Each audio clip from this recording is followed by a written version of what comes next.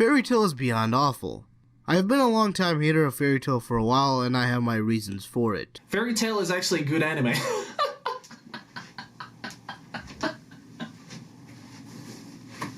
Boy. It is my contention, folks, that Fairy Tail is the absolute worst, most popular series in the world. To start this video, I want to say something. I love Fairy Tail. I don't love it ironically. I don't love it and say it's trash. I don't love it just because of the hot girls. No. I love Fairy Tail and think it's a really good, maybe even great anime despite its downsides.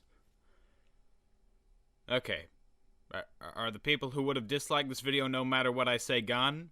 Yeah, alright. So, to begin, if you haven't watched or heard of Fairy Tail, you're either living under a rock or you don't watch anime. I would say if you haven't watched it to do so, to know everything before I basically spoil the entire show and meticulously talk about every aspect in detail I like in every arc, but, well, there's 328 episodes of this show. I'm making this video mostly for people who already know about the show and or have watched it. So, if you mind every spoiler possible about this show being ruined for you, then click off. If you've either watched the show or don't mind that, well, welcome to this retrospective. I normally wouldn't put this kind of message here, but I know there's gonna be those people who shout, "No spoiler warning, really?" And I didn't want that. Otherwise, enjoy the video, and hopefully don't crucify me for my controversial takes. Now, I know how much of a controversial opinion it is to love Fairy Tail, let alone like it. Among anime, it's just one of those shows you're constantly told is trash and not worth watching. Look up Fairy Tail reviews. Other than Anime America and Nuxtaku, almost every video talking about Fairy Tail is some kind of rant about how terrible it is. I'd compare the level of hatred for Fairy Tail and anime to be on a similar scale to little boys in the 2010s with Justin Bieber or Frozen. They didn't know why they were supposed to hate these things. It was just a simple matter of you're supposed to hate it, and if you don't, something is wrong with you. Even with such a standard in the general anime community, Fairy Tail retains a large fan base of people who tend to not speak up about the series they like from fear of being ostracized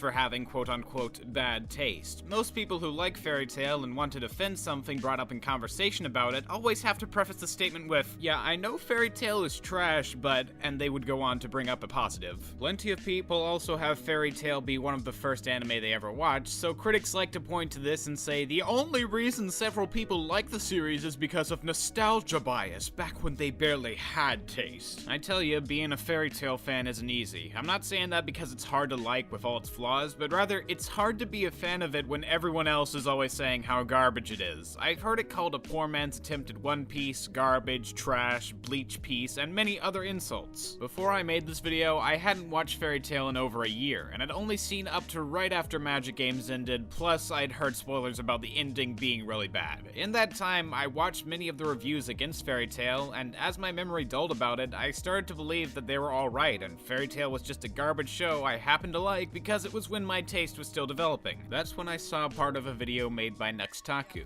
I didn't watch the entire thing at first because of spoilers, but the bit I did see gave me enough of a want to try and give the series another chance. I watched the rest of that video after I finished my binge, and I'll be mentioning it multiple times because it was really good. I had so much to talk about for this video, I decided the only way for me to get all my thoughts out would be to cover every single arc. Yes, that includes the filler arcs, which Fairy Tail had surprisingly few of, other than the Daphne arc.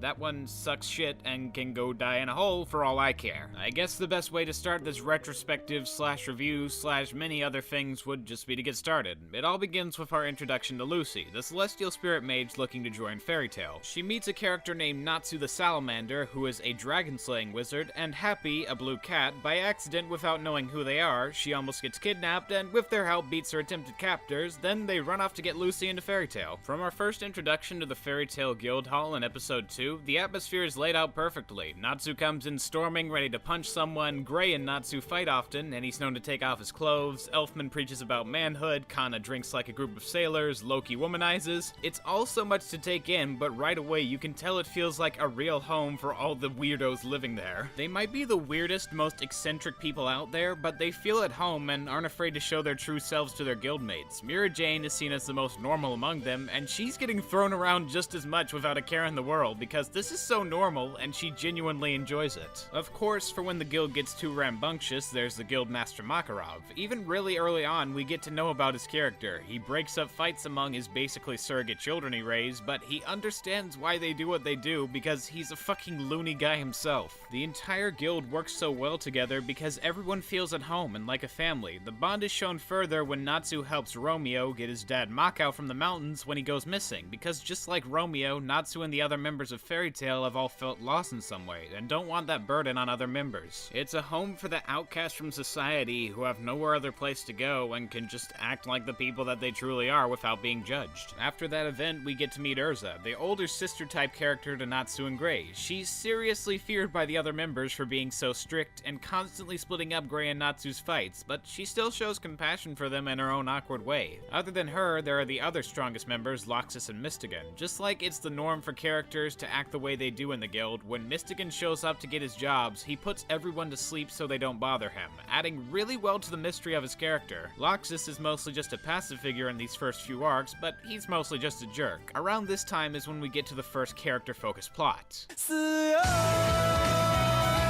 One of my favorite aspects of Fairy Tail is that it allows several of the characters, either seemingly big or seemingly small, to get major plot points in the series rather than having one be-all end-all protagonist that gets all the backstory and character moments. The reason behind this is simple, and I think Nux put it the best, that the guild itself is the main protagonist of the series. We don't have just one guild member we follow throughout the series. Among the large cast, Natsu is a prominent figure, but he actually doesn't have too many moments before Tartarus, where he's more the sole focus of the series. His main character goal is to find Igneal, and while eventually we do get some time devoted to this as he meets more Dragon Slayers and slowly moves the plot along with him, in all that in between we get to see the journeys of so many other members in the guild. As a character, one of Natsu's other main goals is to protect the ones he loves and help them with their own issues, and those friends all reside within Fairy Tail, the main protagonist all the characters come from, are connected by, protect together, and hopefully return to as a safe haven for them. Again, referencing Nux, on a meta level, you feel like a member of the guild yourself. Fairy Tail is an open place where weird people with the right ideas can all congregate and hang out. You don't even necessarily need to be a wizard, just a do-gooder who has the ideals of Fairy Tail. It's a cozy resting place everyone likes to be around when they aren't off on their own adventures. In real life, that could just mean going through your day-to-day as the weird person you might see yourself as and coming home to feel welcomed while watching Fairy Tail. All the members have their own quirks that they can express freely in the guild, just like you would like to do in your own spot for hanging out with friends, and by extension, you feel a deeper connection to all these characters you see as guildmates when they go through trials with other members at their side. The creator, Hiro Mashima, always said Fairy Tail was based on his experience drinking out with friends at a pub, and you feel that kind of earnest energy with Fairy Tail. Getting to the first character arc, Gray and his backstory are the first really explored. Up till this arc, Gray has just been the weird rival to Natsu who takes off his clothes for no reason, but in Fairy Tail, even some of the smallest traits can be made from tragic pasts. Gray was once a regular kid whose village got attacked by Deliora, a demon from the book of the Dark Wizard Zareth. While his family didn't survive, Gray was saved by a passing ice mage and her pupil named Ur and Leon. During his time with Ur, all Gray could think about was learning magic for revenge, Ur's specialty being ice magic. To access this type of magic, one has to start by stripping down in the snow to become one with the cold. As their training continued, the three became more like a small family of their own, until Gray learned where Deliora was going next and attempted to intercept it. In the end, there was very little he could do, and Ur had to step in to take it down. She tells Gray and Leon to leave because of how powerful it is, but Leon isn't ready to accept that Ur might not win. You see, his entire reason for studying under her was because he thought she was the strongest wizard possible, and he strived to try and surpass her, seeing this possible loss as a betrayal. In that moment of blind rage, he tries to use the forbidden spell Iced Shell without knowing the side effects of its use. Ur knocks him out and tells Gray to tell Leon that she died rather than her using Ice Shell herself. What Ice Shell does is it encases your foe in a powerful, almost unbreakable ice, but the cost is the caster's own body becomes that ice. She doesn't want Leon to know since he'd spent his entire life trying to turn her back. Gray tells Leon what Ur wanted, and he walks away calling Gray a murderer for what happened. It wasn't long after that when he joined Fairy Tail. All that time after, he'd been training to try and honor his master's wish for him to become stronger and look towards the future. Unfortunately, Unfortunately, he still couldn't forget his past and denied having been responsible for Ur's death for a full decade until it came to a head on Galuna Island. It starts off as him retrieving Natsu, Lucy, and Happy from going on a higher class mission they weren't supposed to go on, when he and the others run into the frozen body of Deliora being melted, essentially killing Ur in the process. The melters turn out to be the citizens of Grey's old town looking for revenge against Deliora and using a spell called Moondrip to melt the ice and allow Leon to defeat it. The main point of this arc is trying to move forward versus always being stuck in the past. Leon doesn't necessarily care what Deliora did to people or that Ur's body is covering him up. All Leon cares about is defeating Deliora to prove he's superior to Ur and worthy of being her students. Grey spends this arc coming to terms with him being responsible for what happened and trying to make good on it, even attempting to use Ice Shell himself to stop Leon. Natsu obviously stops him because just doing what his master did isn't going to solve the problem, and there are other ways to beat Leon that don't end in death. This is one of the first moments we see the true colors of Grey and Natsu's relationship. They fight and call each other idiots and such, but they're still part of a family and can get through conflicts without Urza always needing to be there. The motivation helps Grey to beat Leon by seeing through his arrogance, trying to use one hand instead of two to make ice creations, thinking he's mastered it and believes this only further proves he's surpassed Ur, who used two hands. The reason he was taught to use two hands, however, was so his creations were more solid and sturdy. Grey uses this to his advantage and beats Leon, but Deliora is still unfrozen. It looks like Natsu might fight it, but Deliora takes a single swing and falls dead. This is because Ur's magic had not only been keeping the demon hostage, she'd also been weakening it to the point Deliora died a long time ago. The situation is just a perfect summation of why trying to return to the past instead of looking towards the future can only cause pain and suffering for no return. Leon and the villagers spent 3 years thawing out Deliora with the hope he'd beat it, but they couldn't fight something that already died. With Leon left reflecting on this, the others returned to the guild only for another problem to rear its head their way.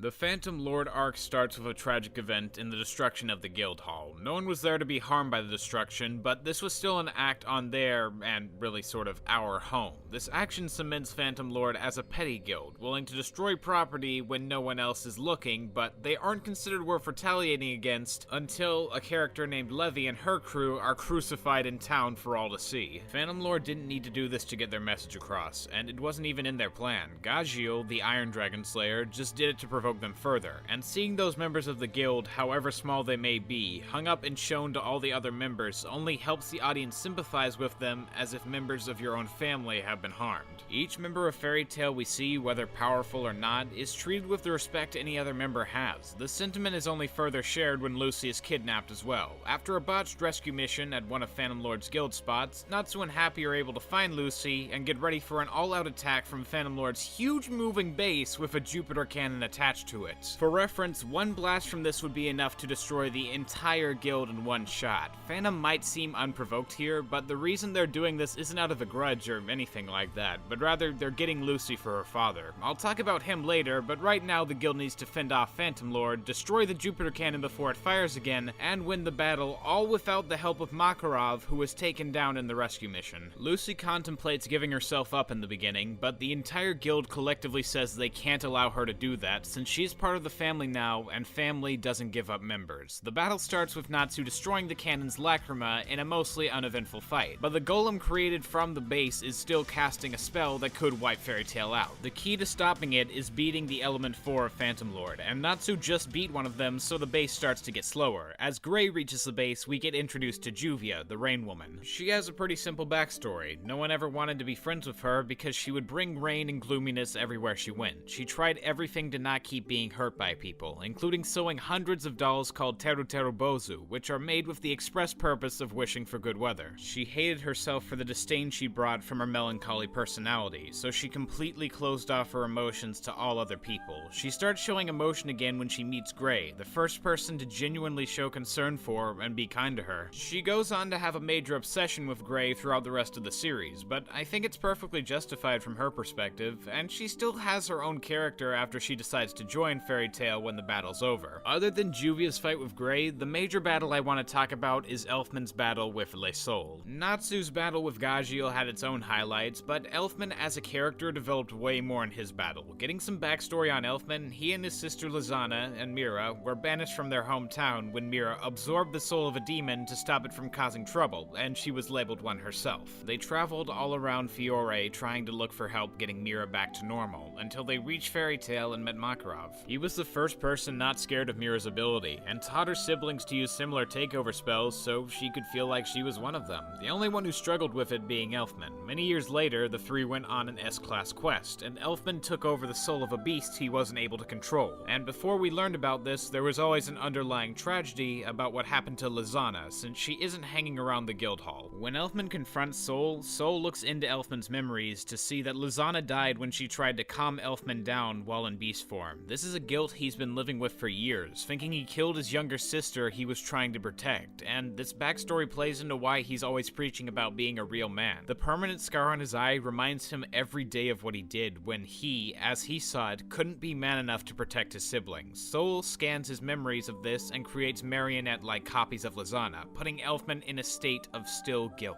This gives Soul the chance to almost entrap Elfman in a rock layer that would have had him stuck in a cycle of remembering his tragic past forever. By going through his memories of Lizana, Elfman realizes she would have wanted him to live, and when Mira cries out to him as she's about to die herself, he gets the courage to finally control a full-body takeover. This moment where he controls the takeover, beats Soul, and rescues Mira Jane is such a great character moment for him, and shows to Mira that he's more capable than she thought. Once the dust of all battles have settled and all is said and done, Makarov recovers and deals the final blow to Phantom Lord by beating the Master Josei using Fairy Law for the first time, giving some decent foreshadowing to the three most powerful fairy spells. At first glance, for people who watch the arc, this might seem like it isn't the end because Phantom Lord has other branches all over Fiore, but that's what Mystigan was getting up to while he was gone. The guild thinks he was just too good to show up, but he was really defeating every single branch in Phantom Lord without telling anyone about it. All we got to see is him leaving all the other Phantom flags to drift in the wind like the mysterious badass he is. Mystigan's one of my favorite characters to talk about, but don't worry, that'll be for another arc.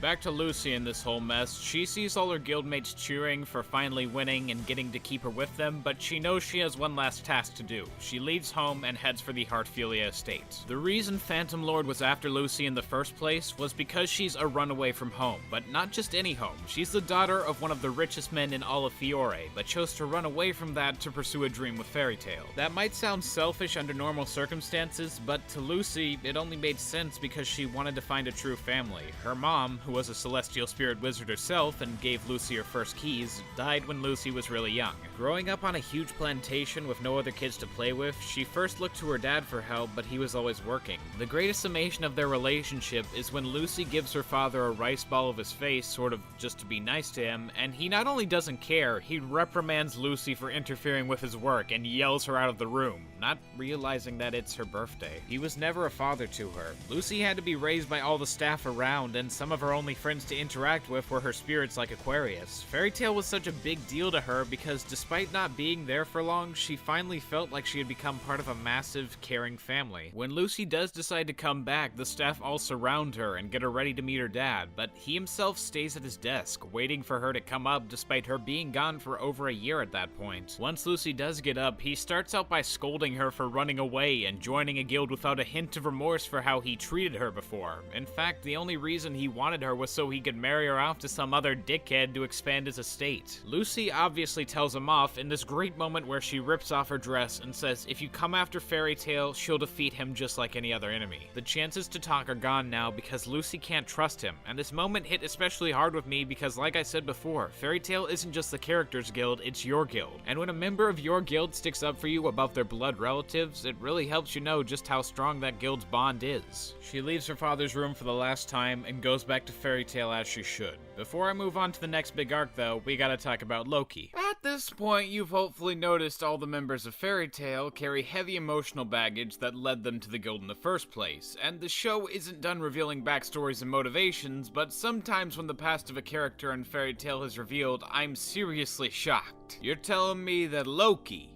The womanizing pretty boy who's been mostly absent from the series so far has a not only tragic but well set up and foreshadowed backstory. Yeah, surprisingly. His arc only lasts 2 episodes, but it's shocking just how well paced it is. Up till now, we've known little about Loki. We know he's a womanizer, sort of gentlemanly below the surface, which is shown when he fights for Lucy and gets her keys back, and most importantly, he has bad relationships with celestial wizards and fears Lucy. The arc starts with Loki anonymously quitting the guild and breaking up with all his girlfriends after he tells Lucy he doesn't have long to live. She finds him at the grave of a celestial wizard, or more specifically, his previous master.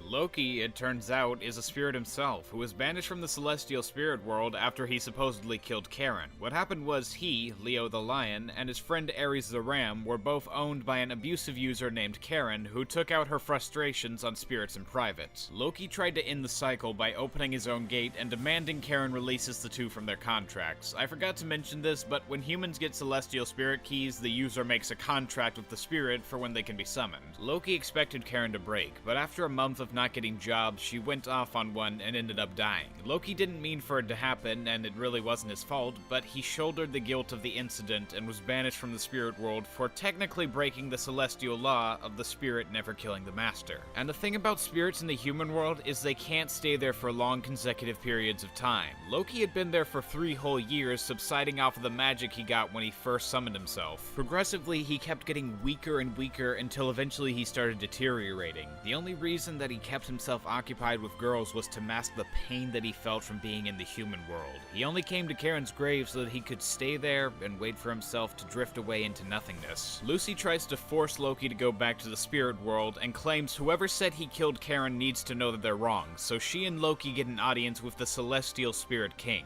In an act using up all her magic, Lucy summons her spirits all at once to tell Loki it wasn't his fault for what happened to Karen, and that dying would only cause more sadness for all the people that care about him. The Spirit King hears her plea and agrees to let Loki back in. After that, Loki gives Lucy his key, symbolizing their stronger connection as characters. And yeah, this was a really small arc, but I think it was worth talking about nonetheless.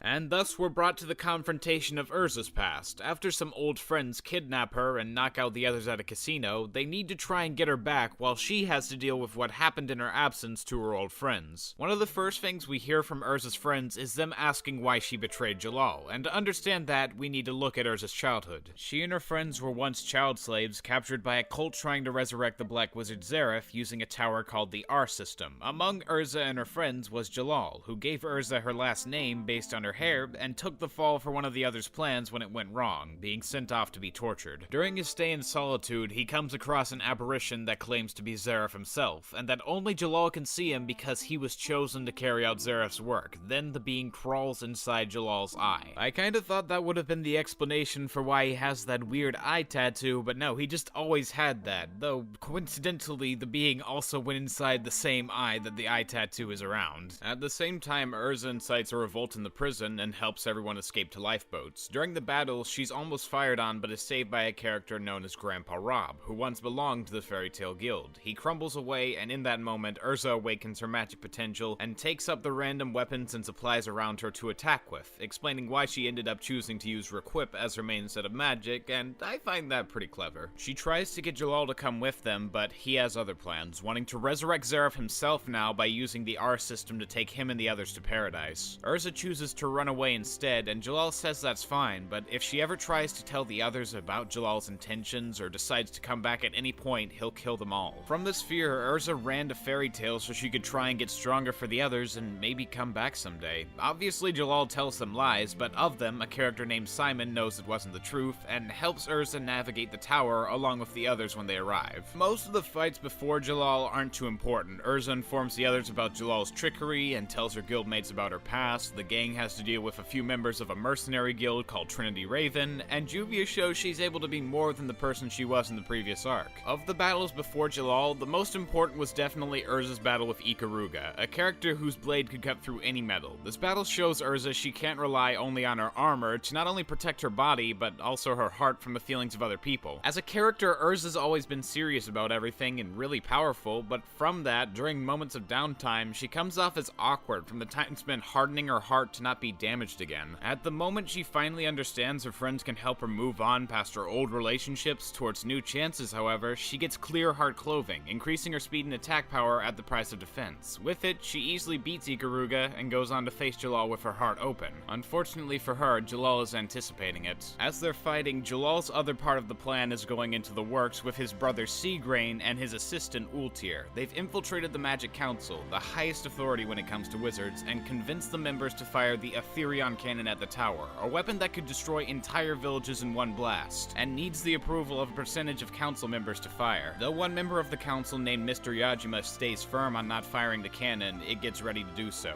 Urza gets Jalal to his knees, but knowing of the upcoming Aetherion blast and still having feelings for him, decides to spare his life and hug as they wait for their imminent deaths. That is, until they don't die. Instead, Jalal's true, real, actual plan begins when the tower absorbs the energy of the Aetherion and becomes one giant lacrima. The only thing keeping it from activating is a human sacrifice. And among the people in the tower at this point, there are only Simon, Jalal, Urza, and Natsu, at least until Seagrain shows up out of nowhere. In actuality, they were one in the same the entire time, just with split magic power. Urza tries to fight back, but back during their embrace, Jalal manipulated Urza's drop guard to implant a bind snake so she wouldn't be able to move when he sacrifices her. Natsu comes to the rescue but doesn't seem to stand a chance against Jalal, having exhausted his own energy. Natsu tries to keep fighting for Urza, but right as Jalal's about to fire a most likely fatal spell on him, Urza moves in the way to block it. But before she can take it, Simon steps in front of her and takes a blast full force. He confesses his long-lasting love for Urza and her spirit, and he dies, making Urza finally drop for the first time and cry over his death. When all seems hopeless, Natsu decides the best course of action is to consume the ether nano of the tower, which is basically pure magic energy, and fight Jalal with a temporary power boost. He beats Jalal, but many people are critical of this scene for Natsu getting a random power boost that only lasts for this scene and no others. To counter that point, I'd like to, for one last time, refer back to Nuxtaku's video, where he explains better than I could that this arc isn't just about Urza opening her heart to others and beating Jalal. It's about choosing between overcoming your past for your new family or succumbing to it under the corrupt morals of your past. Jalal is everything Urza stands against, and used their bond as a way to manipulate her and the other slaves. He used her and tormented her mind to the point she was left crying. Natsu standing up for Urza and her set of principles in the name of her true family is one of the most fitting ways to conclude that message. He shouldn't be stronger than Jalal. He should lose, but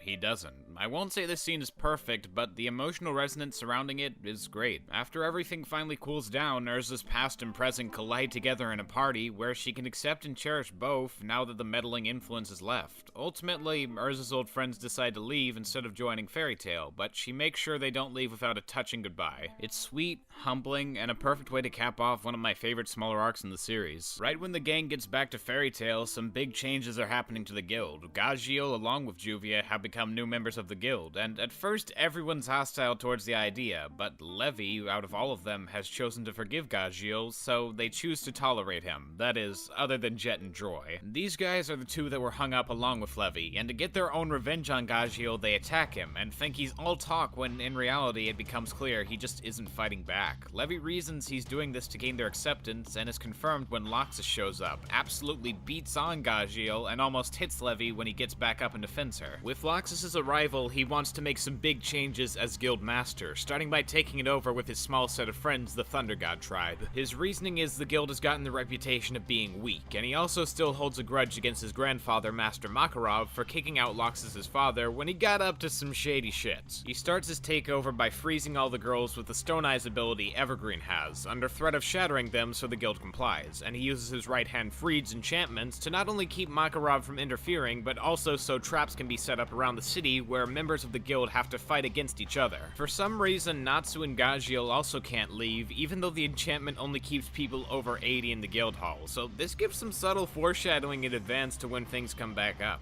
Urza is able to break out since one of her eyes is artificial, so Evergreen's spell didn't completely work on her. She goes after and defeats Evergreen pretty easily, getting all the girls freed, meaning Loxus has to get some new hostages. To achieve this, the Mad Lad puts Thunder Lacrima all around Magnolia that'll explode if any guild member goes off for help. Just one of these exploding is enough to seriously damage the attacker, so they have to obey or Magnolia is just gone. All the girls go ahead to fight other than Levy, who stays behind to rewrite Freed's enchantments to get the Dragon Slayers out. First, Gray and Lucy beat this guy Bixlow. It's a standard fight, nothing too worthy of note. Next, Kana and Juvia get caught in one of Freed's enchantments, and like all the others, are forced to fight. Juvia defines her character some more, and really cements herself as a member of Fairy Tail when, instead of fighting, she attacks the Lacrima above, so she can fall instead because, of course, true family doesn't hurt each other. After this, Mira Jane shows off her magic for the first time, and we finally get to see what her takeover power is, that being demon takeover magic, and it's just as awesome as it sounds. With all his minions beaten, Loxus is steaming mad when Mystigan of all people shows up. Natsu, Gajiel, and Urza also show up as they're fighting, and that's when we get the big reveal of Mystigan. He's Jalal, or should I say, he is a guy that looks like Jalal.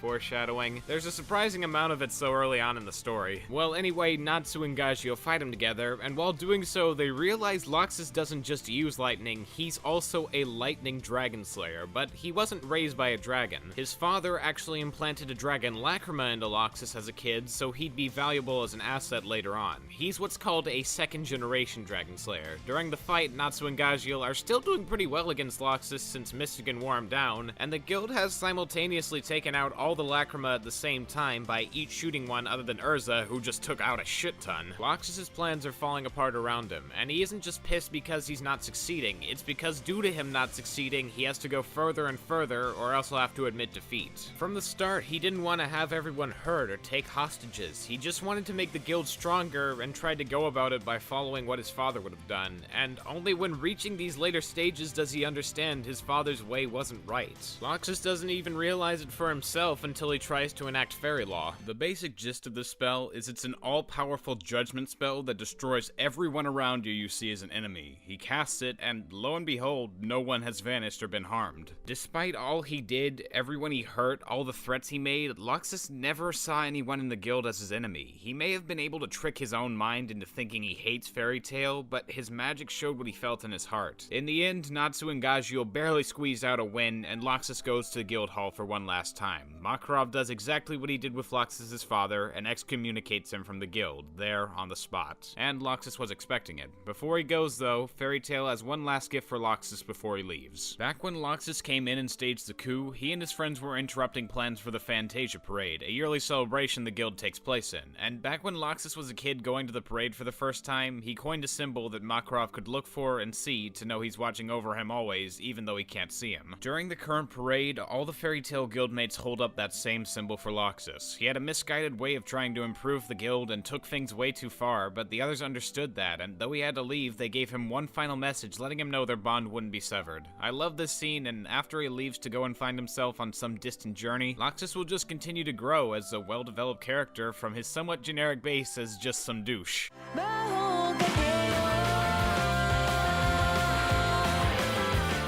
The Oracion Seis arc starts with a simple explanation of the Barham Alliance, who are the three most powerful dark guilds in Fiore connected to all the other smaller ones across the land. Natsu and co need to beat one of these three, the Oracion Seis, with the help of other top guilds from around, including Leon from Galuna Island, who's joined Lamia Scale, the Manly Men of Blue Pegasus, and a smaller guild named Kate's Shelter that's brought the new Wind Dragon Slayer named Wendy, who just like Natsu has a flying cat named Carla. Or it might be Charley or Charley or something like that, but that's much harder to pronounce as you can see, so I'm not gonna say that for the rest of the video. It might seem excessive for 4 guilds to be called in just to stop 6 people, but you'd be wrong as hell because these guys aren't to be messed with. In the beginning, the whole crew gets ambushed and their asses are whooped, Urza is poisoned, and Wendy is taken away to heal someone for the Seis. These guys aren't just strong wizards either. Each of them, other than the leader, were slaves to the R system's construction, and each holds a prayer for what they want out of life. Their main goal, however, is to use an ancient weapon called Nirvana to destroy other guilds. This arc is around the point where there are a shit ton of fights in each arc, so I'll mostly be breaking down those individual battles. The first major one is Gray and Leon versus Racer. In the beginning, they have a difficult time even touching him because he's so fast. Then Leon notices something and decides to freeze Gray up high and take on Racer on his own. He's about to be beaten when Leon explains what he noticed was a bird was moving unnaturally fast, thus concluding that Racer wasn't actually speeding around, he was just altering their perception of enough time to make himself look faster. And with Gray out of Racer's range atop a point, he got a perfect sniper shot.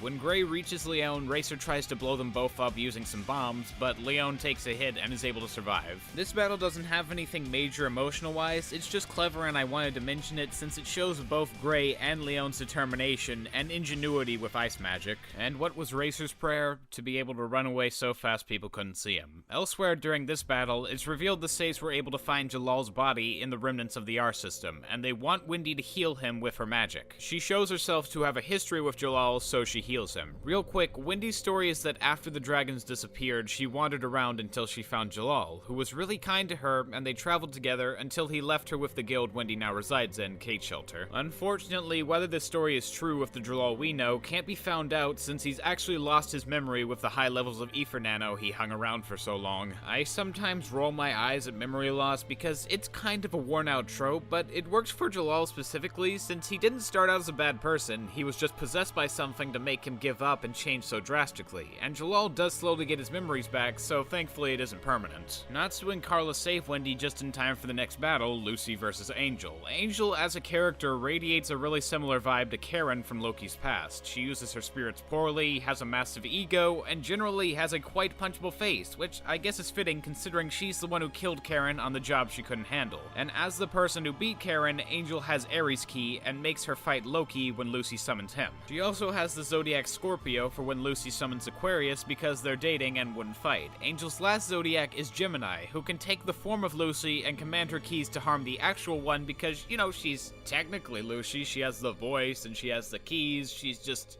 not. What undoes Angel's plan is when Lucy cries out for her to release Ares from her contract, to find her own happiness and not take Lucy's own spirits if she dies. Gemini doesn't deal the final blow because they envy her spirits and the love Lucy gives to them, whether it be sticking up for or fighting alongside them. Angel only ever used her spirits as tools, so they never felt that kind of love from someone. It looks like Lucy might be killed again when Hebe Key of Blue Pegasus shows up. Normally it would be a good thing, but before this fight, a confused Jalal tried to stop Nirvana from activating by using a destruction circle. He didn't know what Nirvana was, or even he was, just that he needed to destroy it so evil couldn't take hold. Urza finds him in an amnesiatic state and tells him to not dare forget his past sins, and that makes Jalal cry out of possibly hurting an ally, and believe the best way to pay for his crimes would be to put a destruction circle on himself as well. For a moment, it looks like Jalal is going to die stopping Nirvana, but Urza reprimands him for basically running away from his forgotten sins instead of trying to repent for them and give his all towards that.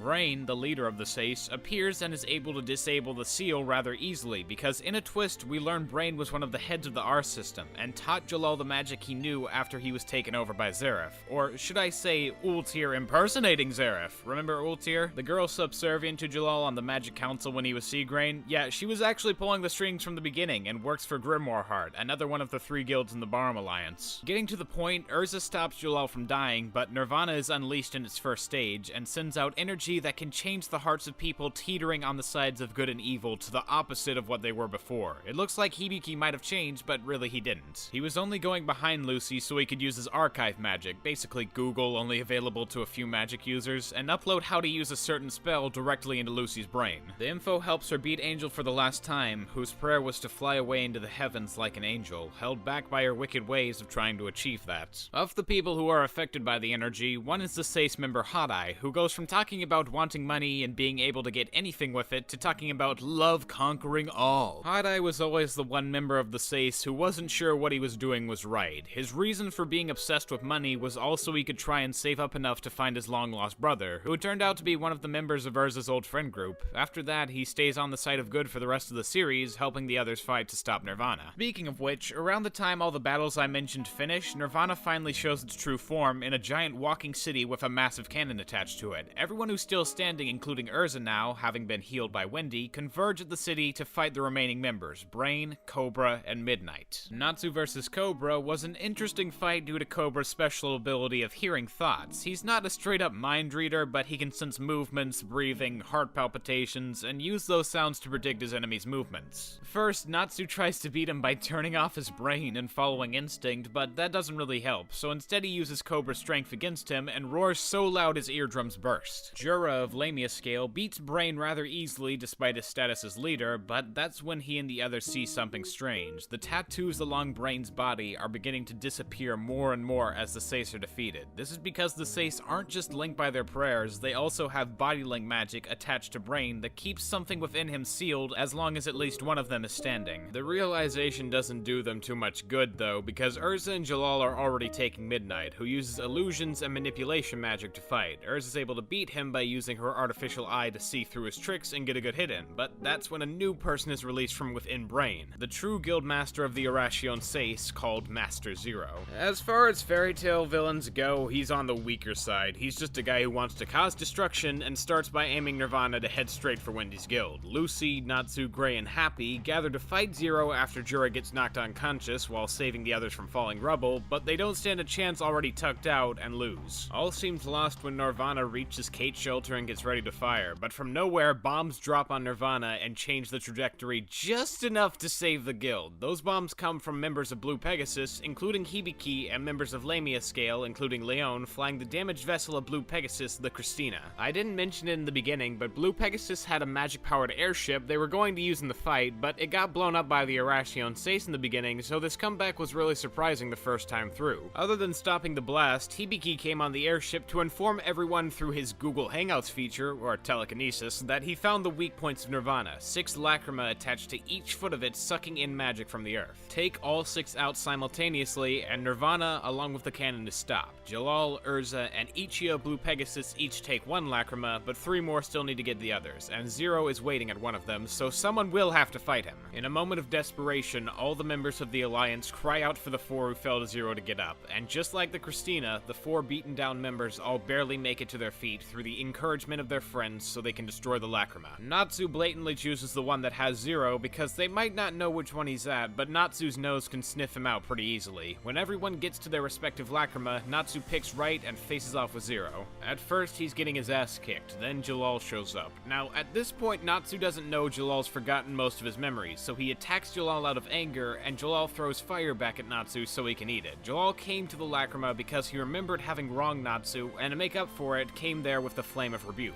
Basically, it's a flame meant to help Natsu out and get him to beat Zero. I do like the emotional implications here, with Natsu accepting the flames to be a representation of his trusting Jalal, that he's changed for the better, at least in the moment, and Natsu uses Dragon Force for the first time, and that's cool, but I can't deny it is a random power-up that came out of nowhere and isn't brought up again. I think the emotional resonance and character dynamic changes related to it is enough to be forgivable, especially when Fairy Tail isn't always just about the fights, but the significance to how the characters change because of that fight, but I can understand why people don't like this scene. Anyway, once Zero is beaten, all 6 lacrima are destroyed at once, saving Kate's shelter from Nirvana. You might be asking, what about Jalal's lacrima, but Wendy took that one for herself. Everything just seems hunky-dory now. The Seis are beaten, one of the Seis members and Jalal are on the good side now and helped beat Nirvana, Kate's shelter is safe, but wait! Consequences can still be a bitch sometimes. When the entire gang tries to leave, they find themselves in an enchantment like Freed's, but this time made by the custody enforcement unit of the Magic Council, led by a man named Lahar. They came to arrest the Oracion Seis members after the guilds were done beating them, and more importantly, Jalal. Adai happily goes with the guards, wanting to do his time and come back out a free man later on, and Jalal is willing to do the same when, of all people, Natsu shouts out against it. Urza was going to make some kind of move herself, but right before she does anything, Natsu and the others speak out. He knows Urza will be incredibly shook up about this and doesn't want to see her cry like Jalal made her do back at the tower, so he reasons Jalal has to stay for Urza's sake. And they probably would have won if they wanted, but Urza puts a stop to it. She, of all people, knows Jalal has many crimes to pay for, and even if it would make her much happier to let him stay and grow to be the person he was before Ultir interfered, her moral code won't allow her to let a criminal who infiltrated the Magic Council go free without repercussions. It hurts her on the inside to do it since she's told she'll never see Jalal again, the equivalent of losing another friend, but she knows it's the right thing for her to do. The gang calms down and lets the guards escort Jalal away, but in the moment before he leaves, Jalal remembers who Urza is because of her scarlet hair that he used to give her her last name. A bitter end to the reunion of Urza and Jalal, but a powerful one, and this scene highlights all of Urza's best attributes, her strength, her fortitude, and her courage. If I wanted to tell people Urza's character in one scene, this would be the best possible one. The next day, with all the unpleasantries out of the way, the crew tries to cheer up by having a party at Kate's shelter with its members, but the celebration is short-lived when we find out the sad truth. himself, that being that Kate Shelter isn't a real guild at all, and every member is nothing but a spirit created by the guildmaster. He decided to create the spirits when Wendy was dropped off in an abandoned guild hall by Jalal, who told Wendy it was a guild when he was lying. The guildmaster created all the spirits with their own unique personalities based on his old friends of an ancient civilization, also Wendy could have people to be loved by. The guildmaster himself is also an apparition. In fact, he was the architect behind Nirvana. Originally, it was created to end wars and keep peace, so the people of the man's village built the city on top of it. Unfortunately, the magic dispensed caused not only some people to become peaceful and stop wars, but it eventually made the peaceful people atop Nirvana become ravenous and bloodthirsty, to the point the old man stood as the sole survivor of his people and culture. Both in life and death, he guarded Nirvana, and just so happened to meet Wendy along the way, and with Nirvana destroyed, he and the other spirits could now rest in peace. Wendy is mortified by the information as she sees all the people she got to know in her life disappear, but the old guildmaster is able to comfort her by saying Wendy doesn't need those imaginary friends anymore with the many she's made on her adventure. Urza then steps forward and hugs Wendy because just like her, she knows what it's like to lose a loved one, and encourages her and Carla to join Fairy Tail. Both of these events happened in the same episode too, so my heart was just fucking obliterated with these two big scenes. Holy shit. So yeah, Wendy joins Fairy Tail and becomes part of the gang just in time for the first filler that I don't want to talk about because it's trash. It's only 3 episodes, but I hate it, and I think it's so boring, so I'm just gonna move on to the great arc that happened after this mechanical dragon bullshit was done and over with. Okay, good. One thing though, before this show reaches its next important arc, the audience is introduced to the objectively strongest wizard in Fairy Tail, Gildarts. For people who like to call Fairy Tail a One Piece knockoff, this is their fucking holy grail. These two characters are incredibly strong, have slicked back hair with a very similar color, have missing limbs, and act as father figures to the main protagonists of their respective franchises. Hiro Mashima is a hack fraud who never should have been allowed to pick up a pen for his copy and paste bullshit, is the common argument you'll hear. And I do agree that the characters look pretty similar, but they also have completely different relationships with the main character throughout the story that sets them apart as characters. Also, just to bring this up, Gildarts had more dirty blonde colored hair in the manga, and he also had a hairstyle that was sort of different. It was more the anime's interpretation that made him look more like Shanks. I'm not saying there aren't a lot of similarities, but it just seems like the anime tried to make it look even more similar. Regardless, as I was saying, Shanks had sort of a brotherly slash friendish relationship with Luffy, and Luffy's entire quest in One Piece is to become the Pirate King so he can fulfill his promise to Shanks and give him his hat back. Shanks does come into play in the story on special occasions, but when he does, it's never while Luffy can see, and happens few and far between as far as it goes. In a way, Shanks is a goal Luffy wants to strive for as a captain, one that he can only reach when he finishes his journey and gets the One Piece. Gildarts is much different. He shares more of a fatherly connection with Natsu, but in a much more active fashion. Unlike Shanks, Gildarts returns to the guild hall every month or so to hang out with the rest of the guild and catch up with people. He humors Natsu by getting into fights with him that Gildarts knows he'll win, they play catch together, they share a deep emotional connection as not only a sort of father and son duo, but as close friends who know each other really well. Gildarts is a fun guy with a charming personality that shows his passion for the guild all the time while still being a bit of a loner with how often he goes on jobs alone. In his last bout with Danger, he took on a sentry quest and came back pretty tattered and beaten, having lost one of his arms and legs. He wanted Natsu to know it was from a dragon similar to Igneel called Acnologia, but that Natsu shouldn't look for him because he's more powerful than Natsu can imagine. The info is only conveyed in this episode, and Gildarts doesn't explain much else beyond that, but at this point, you should know your boy is ready to scarf down any hint of foreshadowing for future arcs. And speaking of which, the arc I'm about to get into if you would just chill the fuck out.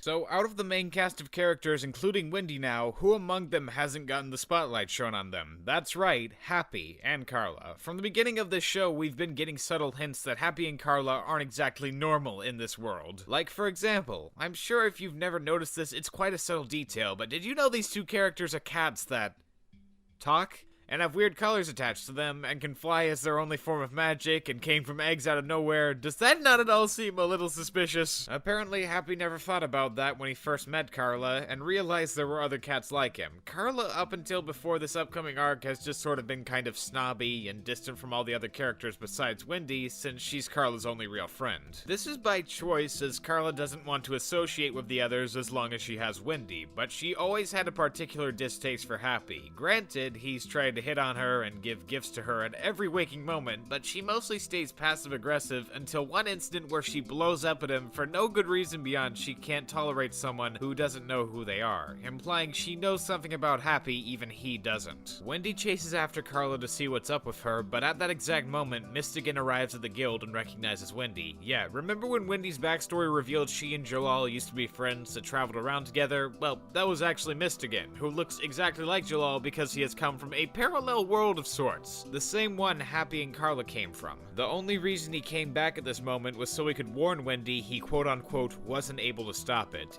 being the thing that made Mystigan abandon Wendy in the first place. Magical holes appearing across Fiore that suck magic from the world into this parallel one. Mystigan was trying to close them all on his journeys, but he was unable to close the one appearing right above Magnolia. At that moment, the city starts to disappear into the hole, leaving only Wendy, Natsu, Happy, and Carla behind. Gajul and Lucy also stay behind, but we don't learn about that till later. Shh. Obviously, Carla has some explaining to do, since she knew this shit was going to happen, but didn't try to stop it or even warn people, because she sucks and only really cares about protecting Wendy above all else. For starters, she and Happy aren't just regular cats, but mystical creatures from that previously mentioned parallel world called Edolas. The whole sucking magic from Fiore and the entire continent of Ishgar are called the Anima, and are taking magical beings/things because their world is running out of it as a limited resource. Happy and Carla were sent on some kind of mission imprinted in their heads at birth, but Happy doesn't remember it at all for some reason, making Carla resent him for it. They come to the conclusion they need to go after their friends, so Wendy and Natsu are carried at Mach speed into the Anima so they can cross over into Edolas. It's a nice world and all with floating islands and rivers, but the view isn't quite as nice when Carla and Happy lose their wings, causing them all to fall. What's just as bad is Natsu and Wendy can't use their magic either. During their search for answers and help, they find the Fairy Tale Guild Hall. The weird issue here being it is the Fairy Tale Guild Hall with all its regular members, but most of them act different to, or opposite to, how they used to act in Earthland, causing Carla to come to the conclusion this is the Edolas' version of the guild characters who grew up in the Edolas environment their entire lives. Her theory is only further strengthened when the guild's chased by the fairy hunter Urza Nightwalker, because they're considered a dark guild for using magic in Edolas' limited state. Other than not having Carla or Happy in this version of the guild, whom they seem to be afraid of, Edolas has one thing Earthland doesn't: Lizana. Lizana has always been a character Natsu cared deeply about in the story from a young age. They helped hatch Happy together, they built a small fort in the forest, and when she died, Natsu built a grave for her by her favorite place to see the sunset. So yeah, he's gonna be bawling when he sees her again for the first time. But that subplot isn't important right now. At the moment, Natsu and Ko need to get to the capital of Edolas to try and find everyone with Edolas Lucy's help. They reach their first check mark and are about to be taken when Earthland Lucy shows up and is able to use her magic. At first, I thought she was gonna be an exception because she has a large magic capacity and her spirits come through other dimensions, but nah, it's simpler than that. She didn't get sucked away because one of her spirits saved her, and she and Gajil can use their magic because Mystigan gave them some pills to help them out. Lucy joins the group on the adventure, and when they do reach the capital city, they see it's doing fine with plenty of magic lacrimas and toys, meaning the king has been hoarding it in this city for the upper class. He does want all of Edolas to have magic, so that's why he stole Magnolia and turned it into a giant lacrima that can power the city for a decade. But being a power-hungry king, that isn't enough. Natsu almost freaks out once the king strikes a lacrima containing their friends that breaks a piece off of it, but Lucy holds him back so they can plan a way to get them back. Edolas Lucy has abandoned them at this point, but the night comes where the gang wants to break into the castle to learn the king's plans, and Carla remembers having access to the king's underground tunnel, and draws a map of it for reference. They break through all the barriers necessary until they find themselves captured by the royal army that was waiting for them the entire time. What's even more shocking is when the guards all bow down to Happy and Carla for quote-unquote completing their mission as the great Exceeds are expected of doing. Carla's especially shocked about this because she thought she'd abandoned whatever mission she had, so learning this incident was just part of the mission burnt into her memory makes her question if she even has free will. Her being the reason behind Wendy and the others being captured doesn't help either. Next thing the gang knows, Happy and Carla are woken up in a palace being heralded as heroes, Natsu and Wendy are being drained of their magic power for being dragon slayers, Gajil's about to enact a plan to save the others with a version of himself in Edolas, and Lucy's gonna be executed. Starting with Carla and Happy's perspective, the first thing we hear about their whereabouts is from this Ichia cat, fittingly named Nichia, who's the head of the Exceed Royal Guard, and explains they're in Extalia, a floating island above the clouds where the worshipped Exceed race live. According to Nichia and this guy named Nadi, the Exceeds have always been superior to humans because they're the only beings in Edolas that are born with magic power and can use it on demand, whereas it's used like a resource for items otherwise. Above them all stands the Queen, who is seen as a goddess that can decide who lives and dies on command. While Nietzsche's explaining this, Carla tries to tell him that she failed her mission and had gone astray from it. So Nietzsche confirms her fears of losing control by saying he and the Queen were giving subtle messages for her to understand, and that she was basically their puppet from the beginning. Oh, and what was this mission? To eliminate or capture the Dragon Slayers. At this realization, Happy starts bawling along with Carla at the idea, but Happy isn't having any of this shit and tells him off.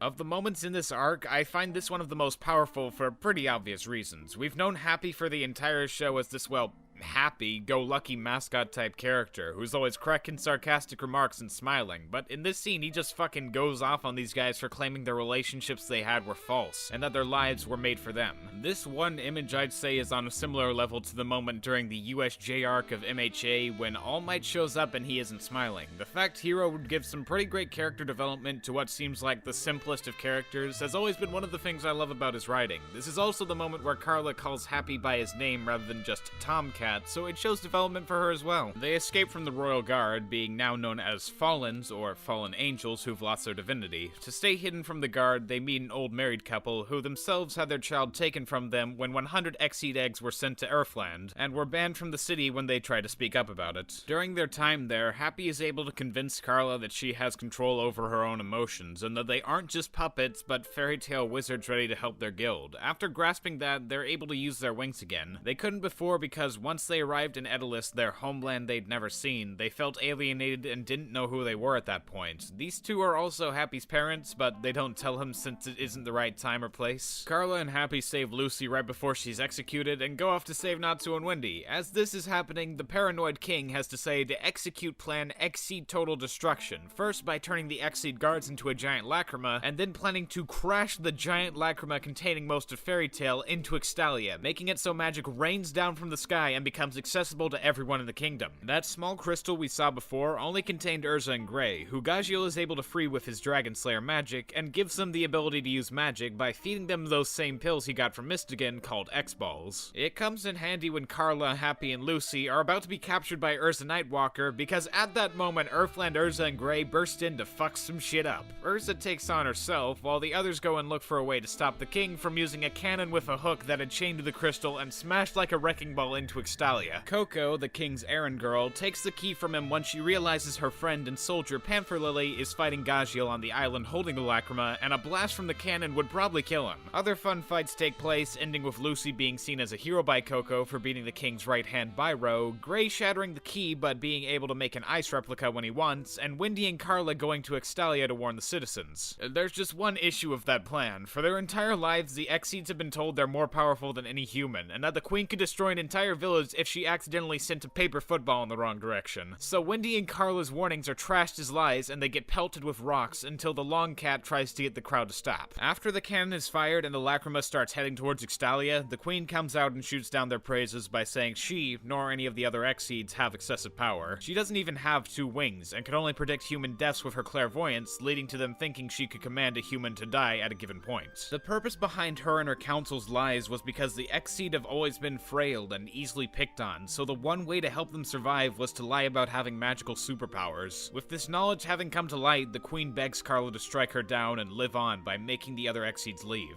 Unfortunately, they all want to stay with the queen and just accept their fate, so they stay to be by her side. In a moment of defiance, Carla gives a speech about how stupid she and the others are being by giving up so easily, instead of trying to do something about the impending meteor possibly destroying Ixtalia, asking why it is they feel like some goddess is needed to do anything. Then she goes off on her own to try and push the meteor back herself. Luckily for her, the Fairy Tail gang hitched a ride on Coco's flying beast and helped push as well, along with Gagiel and Panther Lily. Remember when I said he and Gagiel were fighting previously? Well, they formed a bond during their fight, and after Gagiel won, Panther Lily agreed to join Fairy Tail as Gagiel's cat so he could have one just like Natsu and Wendy. Panther Lily also never really wanted his homeland destroyed. He just felt anger at them for being exiled himself, and what was his crime? Saving a lost boy out in the desert from starving, because Exceed X-Seeds aren't supposed to help humans. Panther Lily does get to make up with the Queen when she and all the other X-Seeds, moved by Carla's speech, go out to protect their home and show they can actually be strong when they fight together. Speaking of that lost boy, he comes into the picture soon, revealing himself to be Mystigan, or as he's known in Edolas, Prince Jalal, the missing heir to the Edolas throne. And suddenly, everything has connected itself in that little pocket. Jalal of Edolas was a runaway prince who ended up in Earthland to try and stop his father's plan to take the magic from it, and he met Wendy along the way. He would have kept adventuring with her, but his duty kept him bound and he didn't want her getting in harm's way. The real reason Earthland Jalal didn't know Wendy was because he really didn't ever meet her, rather than the cause simply being his memory loss. It all makes so much sense when put together. It also explains Mystigan's magic type involving items. He uses staffs and weapons like that because his body doesn't channel magic energy on its own. Once the others are able to push the Lacrima back from Extalia, Mystigan makes sure to be able to enact the spell he's been working on to send everyone back through the anima. Lily and Jalal's reunion is kind of cut short though by Nightwalker, who's brought an entire battalion to deal with the X-Seeds and humans, and to make matters worse, the king used all the magic he got from Wendy and Natsu to power a mechanical dragon to fight them in. So now Wendy, Gajiel, and Natsu have to take care of that as well. It all seems lost on the fight against Nightwalker's army until Edolas Lucy shows back up with all of Edolas Fairy Tale. The reason she'd left before was originally just to bail from the plan, but she got inspired by Lucy and Natsu's words to fight back, so she brought some friends to help with it. Checking back on the King versus Dragon Slayers fight, it gives a good amalgamation of how some characters have grown in the past arc or two. I'm mostly just referring to Wendy because she's gone from shy and always hiding to actively participating in the battle and helping the others confidently. Gajiel also shows a bit of development with how he's able to work with the others much better. They finish him off in the end, but an even bigger battle is going on in the skies above between Nightwalker and Urza. This battle represents more than just winning or losing a fight. It's a battle of ideologies. One believes people are naturally vile and need magic to survive, while the other thinks people are more genuine than that and can survive without it. Ultimately, the fight ends in a draw, but Nightwalker lets Urza claim the victory, submitting to Urza's point of view that Edolas will live on without magic just as they are. By the time most of the fighting is done, Jalal finally explains his main plan to Panther Lily. Jalal actually created a way to use a reverse anima that sends all magic in Edolas over to Earthland, leaving it deprived of any. With the people in disarray over their loss of magic appliances and such, someone will need to serve as a villain who took the magic and be beaten by a hero, reuniting Edolas under strong leadership. Jalal originally planned to use himself as the sacrificial lamb of sorts, but that long cat guy heard everything and told Natsu, who has other plans for how this will go down. Wendy, Gajiel, and Natsu play the part of demons to scare the townspeople into thinking they took the magic and prop the helpless king up. At a glance, it might seem odd to make the king seem innocent, but you have to remember that everyone in Edolas believes the king is just a man who wants nothing more than to please his people, so knowing him as a tyrant with a dragon mech suit would only cause more discourse and outrage among the people. Jalal tries to stop it at first and offer himself as a sacrifice, but Natsu knows it's too late and challenges him to a good old fistfight. This method is perfect because it shows someone can prevail without the use of magical weapons. That's when Natsu gives Jalal the fairy tale farewell ceremony. Don't divulge secrets about the guild, don't contact any client you've worked with previously, and though our paths might stray, always live your life to the fullest. Never question your worth, and don't forget the friends you made along the way. After that, Natsu falls, while Jalal is able to stand and unite the kingdom as the new ruler. Just one of the really few instances where a member of the family needs to leave. It can make you tear out just a bit. With that settled, all of the fairy tale wizards who've got magic flowing through their body fly up with the anima and leave Edolas for one last time. It's too bad we'll never get to see this interesting world again, but the journey we took along the way was worth it all the time. The guild members come back to Earth and bring the X-Seeds along with them, and we finally get an explanation for Carla's imprinted message. To put it simply, there never was one. The queen foresaw Extalia falling with her clairvoyance and only sent the eggs off to protect the next generation. Everything said about the Dragon Slayers was completely made up, and the reason Carla had these thoughts is because she also had clairvoyance. But when she was first born, she didn't know how to process it, so she assumed it was some kind of mission she needed to follow. So why is it that Carla has clairvoyance when all the others don't? Okay.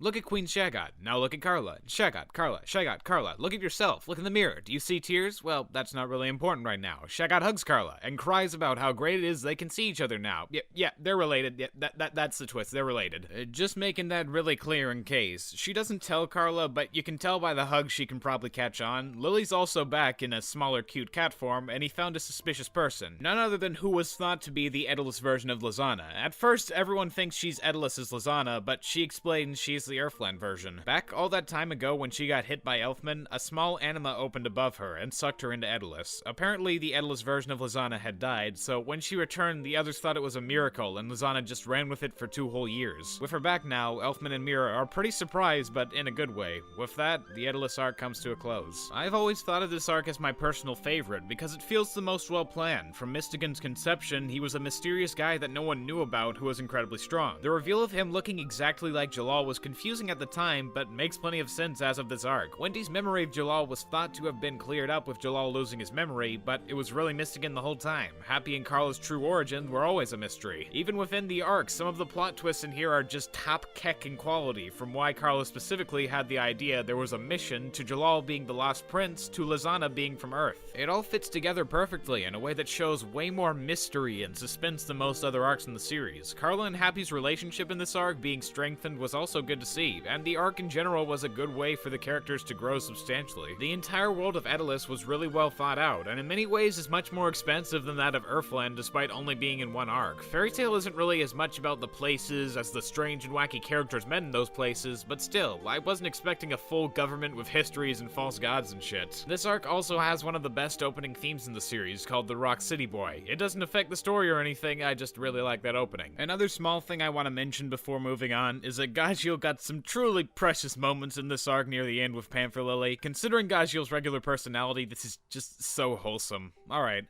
next arc.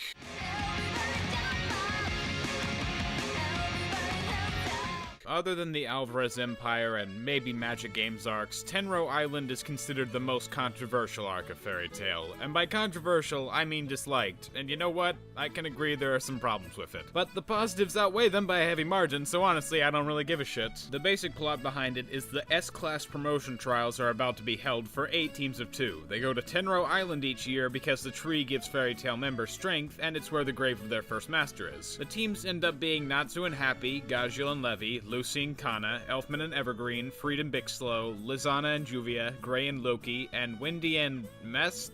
I'll talk about him later, but for now you just need to know he claims to be Mystigan's pupil. It's a bit of a weirdo. This exam is especially important to Kana because she's tried 5 times before this and every time she lost, saying that if she loses this time, she'll quit the guild because she won't be able to face him otherwise. Spoiler, it's Gildarts, who is her dad. Kana joined Fairy Tail a little while after her mom died because she wanted to meet Gildarts, but he didn't recognize her. She spent years waiting to tell him, and she decided the best time would be after she became an S-Class wizard like him, but she's failed every time before, so this exam will be her last. The reason Kana drinks so much is because she hung around the guild hall for so long, beer and other alcoholic drinks became second nature to her. I always find it quite interesting how Mashima takes characters with wacky traits and make those attributes have deep-rooted, painful backstories behind them. It just makes the guild feel more alive and like the people there could exist in real life, and that makes sense considering that Mashima based most of the members of Fairy Tail off of his drinking buddies. So anyways, they make it to Tenrou Island and each have to take a different path where they either fight each other or an S-Class mage. To break down each, Gajiel and Levi got lucky with a Serenity route, Kana and Lucy beat Freed and Bixlow because they were holding back to pay their debt to Lucy, Juvia and Lizana lose to Urza, Evergreen and Elfman beat Mirror Jane by catching her off guard, Mest and Wendy lose to Loki and Gray, and finally, there's Natsu's fight against Gildarts. Under normal circumstances, a fight between Natsu and Gildarts would always start and end with him punching Natsu into the stratosphere really easily, but this is different. Natsu needs to prove he has the potential to become an S-Class wizard, so Gildarts isn't going to hold back. The true power of him is shown when Natsu fights with all his might, using his strongest attacks, and the best he can do is get Gildarts pushed back a couple feet. Natsu wants to keep fighting, even though Gildarts says he passes, so Gildarts shows off his full might to Natsu that's so powerful he trembles in fear. For once Natsu has come to an opponent he can't beat, and he admits defeat. Gildarts still lets him pass for having the ability to know when he can't win a fight and submit, but goddamn if Natsu isn't struck in terror afterwards. Natsu doesn't get that much development in the story, but this moment is surely a memorable one. When the remaining teams gather, the last task is explained. The remaining groups need to look for the first master's grave somewhere on the island, and whoever finds it first gets the promotion. As this begins, Carla and Lily also get on the island to warn Wendy that Mest isn't who he seems when members of Grimoire Heart, another one of the 3 guild Guilds and the Barm Alliance appear on the island. Before you ask though, no, Mest isn't a member of the Dark Guild. He's a spy for the Magic Council who used his mind manipulation magic to make people think he was always there. All he wanted was to bust Fairy Tail for something and take them down, but his plan failed because there was nothing to report. The real question here is why Grimoire Heart is on Tenrou Island to begin with, and that's to try and get the Black Wizard Zareth off it. Apparently Zareth has been alive all the time he was said to have been dead, which is about 400 years, and Natsu has a brief encounter with him. Other than Mest and Wendy, the first group to be attacked on Tenrou Island are Levi and Gajiel, who face this chicken and goat duo. While Gajiel is fighting them, he tells Levi to run and tell the others about Grimoire, giving some good character development between them, and he pulls out a win just barely. I haven't read the manga version of this fight, but from what I've heard, this fight was heavily censored in the anime when it was pretty gruesome in the manga. Like, holy shit, in the anime he just uses his Iron Dragon Claw and gets a little sword through that, but in the manga his hand just gets fucking obliterated with a sword that goes straight through it that he grabs onto. It's a little bit more badass than what's in the anime.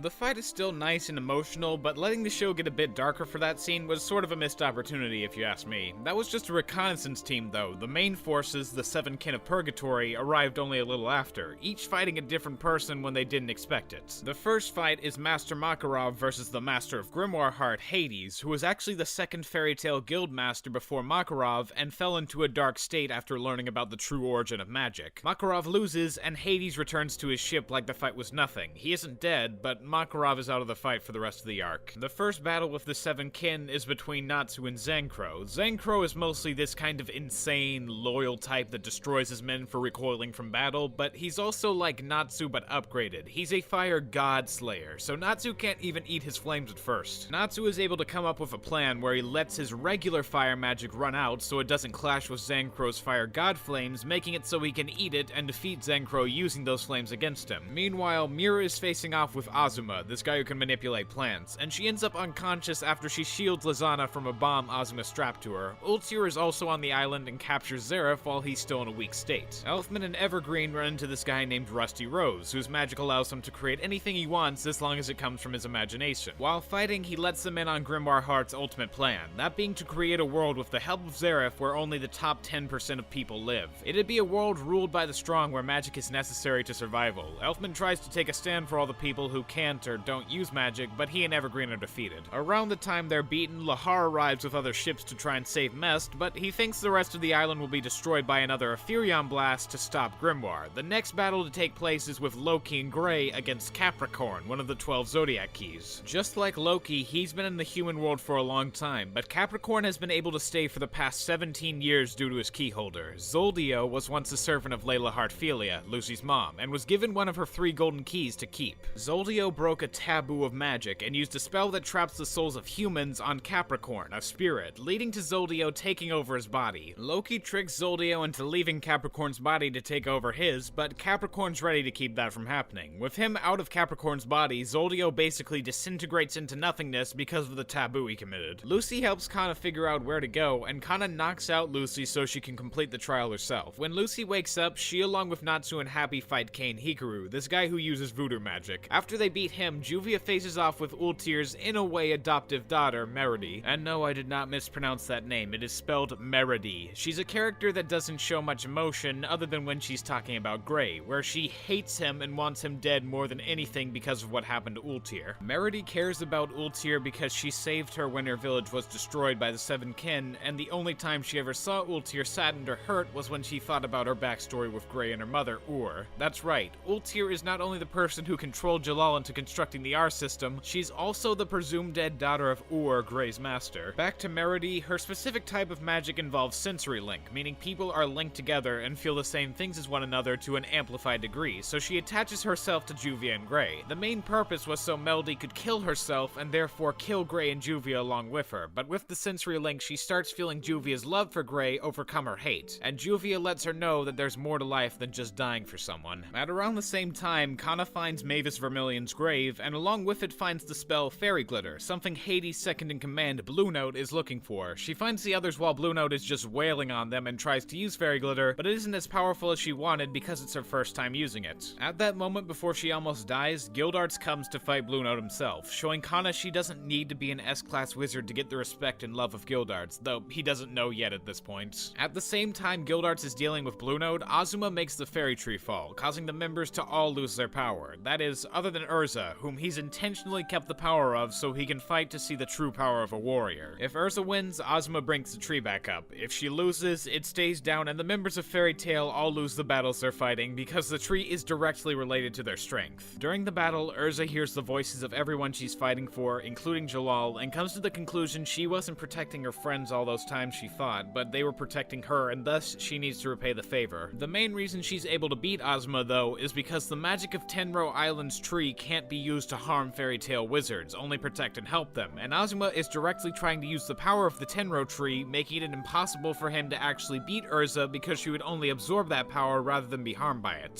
Several people see this as just another power of friendship win because Urza mentions the connection she has with all her fellow guildmates, but it ties into the fight with how the power of the Tenrou tree can't be used against any members, and also they're all connected through it, so it does tie back in. With his loss, Azuma helps the Tenrou tree rise again at the cost of his own life, giving Gildarts the strength to pull out a KO easily on Blue Note. Gray also officially meets Ultir for the first time at that moment. At first, it comes off like Ultir is on Gray's side. She says she doesn't blame Gray for Ur's death and that she wants to get rid of Hades, but the only way to do that would be for Gray to use Ice Shell on him. With that in mind, Gray immediately figures out her ruse and stops Ultir right before she kills an unconscious Juvia. That's how the fight between Ultir and Gray starts. In the beginning, it almost seems like Gray has no chance of winning due to Ultir's Arc of Time magic, allowing her to speed up or slow down the process of non-living things, such as speeding up the process of evaporation so Gray's ice sublimates. That's when Gray pulls off the ultimate badass move by cutting himself in the stomach and infusing his ice with blood, a living material, making it impossible for Ultir to use her magic on it. With her back to a corner, Ultir resorts to the ice magic her mother once taught her. Gray gets her into the sea and she remembers her childhood. As a child, she blacked out and remembered being carried away by her mother, then waking up in a strange facility run by Brain of the Oracion Seis. She was tortured day in and day out to increase her magic power, and whenever she cried to see her mother, the staff said that her mother left Ultir there to become stronger. One night, Ultir escaped from the facility and got back to her old home, only to see training Gray and Leon. Thinking she'd been replaced, Ultir returns back to the facility to become even stronger so she can seek revenge. Her goal is similar to the other seven kin. She wants to live in a world where only the strong survive, but it's also a world where she and the others think they can reclaim lost happiness. Ultir only ever wanted to get back to a time period where she was still loved by her mother. At that same moment in the water, she starts getting blanks filled in for her memory by who became one with the ocean after her body melted and swept into it post Deliora being released all that time back.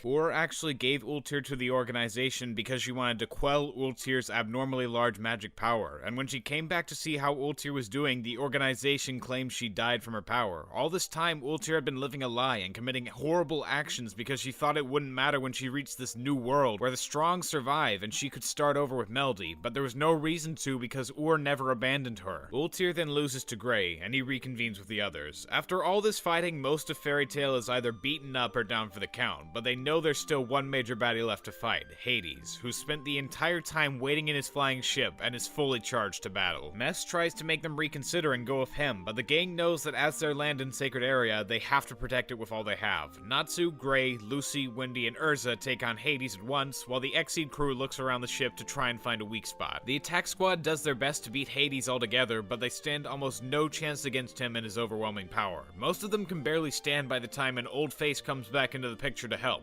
Loxus. He felt the pain of all the members and the damage sustained to the Tenrou tree, so he came over to check out what was happening and came upon Hades' ship. He fights Hades, but doesn't believe his power alone is enough to fight him, so he transfers all his remaining power to Natsu, turning him into a lightning fire dragon slayer for a short period. The first time this happens, it comes off as weird and out of nowhere, but after this fight it becomes canon that dragon slayers can consume each other's elements to become mixtures of them, but from what's been shown, they can only do this with one other element. In this fight, Natsu unleashes all he has in a lightning fire dragon roar with the others chipping in too, but Hades gets back up and shrugs it off like it was nothing, ready to show his true power to the Fairy Tail members. This magic involves going to the depths of its dark origin and using it to the full extent possible of people, and Hades would have beaten them for sure, but thankfully Happy and Carla found and subsequently broke the large heart within the ship from which Grimoire Heart got its name. You gotta keep in mind that Makarov is 88 years old, so that makes Hades like like probably a billion years old or something, and he would need something to keep him from going for all that time. So there you go, a massive demon heart that contains all his magic. With it destroyed, the team finds the strength to deal a last round of blows, ending with Hades finally losing to the might of Fairy Tail. And yes, it's pretty epic despite how low scale it is. With him defeated, Makarov gives a speech to Hades that magic is both freedom and life, and that it doesn't matter where it comes from, but the way you choose to use it that matters in the grand scheme of things. While the Fairy Tail Guild celebrates their victory, Hades and his few remaining 7 kin attempt an escape in their ship, but they're confronted by Zeref, the very person they were trying to take from the island. Hades tries to get answers about the true origins of magic, but Zeref doesn't want to hear it. All he says is that he lived in peace for hundreds of years, but now the new generation has made him lose touch with the beauty of life and ushered in a new era of suffering. Zeref is known as the Black Wizard not only for the monsters he made with the Book of Zeref, but also because he kills anything he cares about with his Curse of Contradiction, something that he couldn't use the full power of until Hades made him lose his morality. In that moment, Zeref easily kills Hades and leaves. Before he left, however, he forewarned the coming of the beast known simply as Acnologia, and with that, the forces of the Magic Council decide to withdraw, and Ultir plus Meldy trail off the island in a small boat. Ultir tries to kill herself after thinking about the weight of all her actions, but Meldy saves her so they can repent for what they've done together. On the island, everyone is celebrating, and Kana tells Gildarts the truth of who she is, to which he grips her and mentions the woman she knew Kana was the daughter of, and that he loved her more than anyone else. Unfortunately, dear viewer, you've forgotten one clear aspect. Whenever a fairy tale arc ends, there's some kind of repercussions or sacrifices. From the Fairy Tale Guild Hall being destroyed, to Simon dying, to Loxus being exiled, to Jalal being taken away and Kate Shelter being imaginary, to all of Edolas' magic being taken and never seeing Mystigan again. Something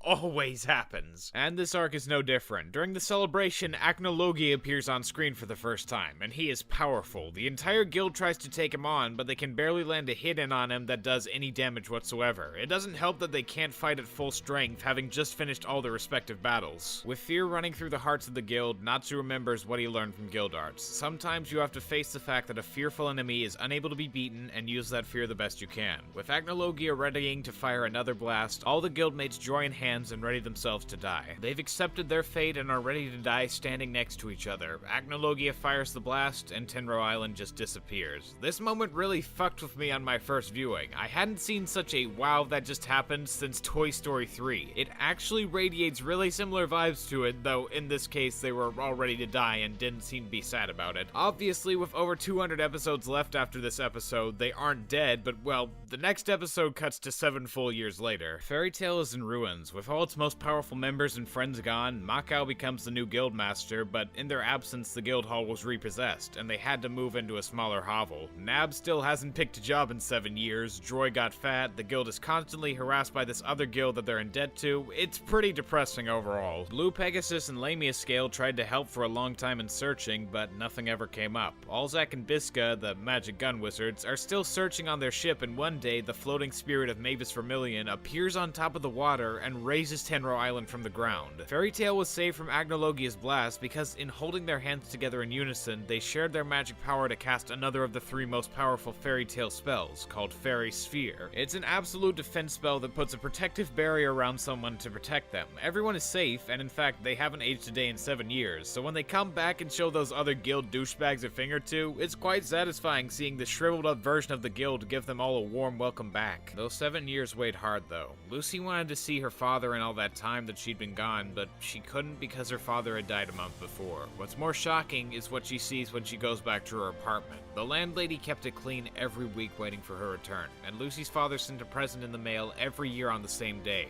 her birthday. For 7 years, he always remembered, and he also paid Lucy's rent every month so it'd be the same when he knew when she would come back. Something I forgot to mention was shortly after the Phantom Lord arcs, Lucy's father lost all of his money. At first, he was sorrowful and begging for money, but soon he came to the conclusion that this was a good start to try and start his life over and rebuild his fortune from scratch. So he lost his estate and made little money, but he still paid for Lucy's rent every month for 7 years and sent her a present to show he knew she'd come back. It's a really really touching scene, and I'd be lying if I didn't say I shed a tear on my first watch through. A while after that, news comes in that churches across the country are being destroyed, and a mysterious distant relative of Lucy's named Michelle shows up with a large key left behind by Lucy's father. Before I go any farther, I should explain the complex relationship this arc has with the canon of Fairy Tail. Technically, this arc is filler. It was never shown in the manga and is exclusive to the anime. Despite that, it still counts as canon. This arc was created because Hiro Mashima believed the anime was getting too close to the manga, so he helped write this story that he wanted to do in the manga but couldn't, and the events of this arc are mentioned on multiple occasions in the manga, so it's canon and therefore worth talking about. So Lucy and Co look into the key and discover it's actually a large clock handle, but around the time they figure that out, a few familiar faces show up looking for her. These guys are part of the Legion Platoon, a strong group working for a massive church called Zentopia. They're also the Earthland's version of characters we got to know in Edolas, including Coco and two of those generals from before. After some fighting, they get the key, and Lucy looks into her old home's attic for clues, finding a book called Key to the Starry Heavens, written by a man named Will Neville that shows the locations of all the other pieces. The Legion Platoon happen to have the same idea, and some new faces come into the picture, this guy named Dan, and a rather intelligent Exceed called Samuel. They also find out where to look, and at this point, it's a race to find all the pieces of the clock. Through a series of fun, but mostly uneventful battles, Fairy Tail receives all the pieces and meet back at one spot to complete it. At the meetup spot, Coco and Lucy bond just like she and Coco's counterpart did in Edolas, but the Earthland leader of the Legion, Byro, isn't having any of Fairy Tail's shit. He claims that Fairy Tail's a blasphemous guild that helps people only for their own profit, whereas the Legion Platoon wants to handle what's known as the Infinity Clock to keep the world from going into chaos. Out of all of them, Happy has a speech where he chews out the Legion Platoon in general for claiming to follow a holy mission while hunting other people in the process. Fairy Tail and other guilds might take jobs for rewards, but they stay true to their principles and help others any way they can, without trying to see justice in a narrow view where anyone that isn't on the same mission as them is seen as their enemy. For attacking the doctrine of Zentopia, Byro believes them all to be heathens, so he tries to use a spell that would kill them all, only to be saved by Coco, who deflects the shot and is moved by Happy's words. In a blind rage, Byro tries to kill Coco as well for her betrayal, when the others all make it to stop him. With all the pieces assembled, the Infinity Clock forms, and this is where the plot starts going off the hinges, but also getting much more interesting. The Oracion Seis return as the Neo-Oracion Seis with new members, and they wanted the Infinity Clock the entire time, but were unable to individually get the pieces, so they waited for Fairy Tail to assemble it for them. Fairy Tail is forced to retreat with the help of Blue Pegasus, and by rereading the book, Lucy understands she was given the clock piece to keep it separated from the rest rather than bring it all together. Come on, Lucy, you have to read the fine print of these things. This is how you get scammed out of 50 grand to a Nigerian prince. Putting that aside, Lucy and the others do some research on Will Neville and discover he was not only a celestial spirit mage, but he was also once a Zentopian priest with many disciples whose whereabouts are unknown. But before they can focus on that, the crew knows what they have to do. Kana uses her magic to divvy them up into teams so they can find and subsequently defeat the Neo-Oracion Seis. At the same time, another Fairy Tail wizard who joined around 7 years ago named Kinana starts hearing voices and writing messages. It turns out she's actually Cobra's old snake Cubelios, whom he's been looking for and was put under a spell until Zero was defeated. Elsewhere, Lahar is investigating into Zentopia possibly helping the Oracion Seis escape. Spoiler, they did. And he gets the help of Doranbolt, who's just a mess and still calling himself Mess, the betrayer of Fairy Tail, because he thinks Wendy and all the others are dead because of him. Lahar recruits him to help in the investigation, and they find Racer about to kill a celestial spirit mage named Katja. Before he attacks her, Katja explains she and the other celestial spirit mages, who are descendants of Will Neville's followers, have been treated well by the church, but that all of them carry the curse of a link they have to protect. Racer stabs her with a blade of light called an anti-link blade, and it doesn't kill her, but her magic is diminished and her spirit goes away, meaning her link's been severed. That's when the pieces fit into place. The Oracion Seis weren't going after the churches alone, but they wanted to sever the links the celestial spirit mages had to the Infinity Clock as the descendants of Will Neville's disciples. At that same time, Gajiel and Juvia find out that the Legion, more specifically its new member Gutton the Cleaner, has been destroying their own churches as ordered by the High Priest. Juvia and Gajiel are able to defeat him, but elsewhere with the Oracion Seis, the final link has been severed, so Midnight activates the Infinity Clock's true form, a huge ass fish. I mean,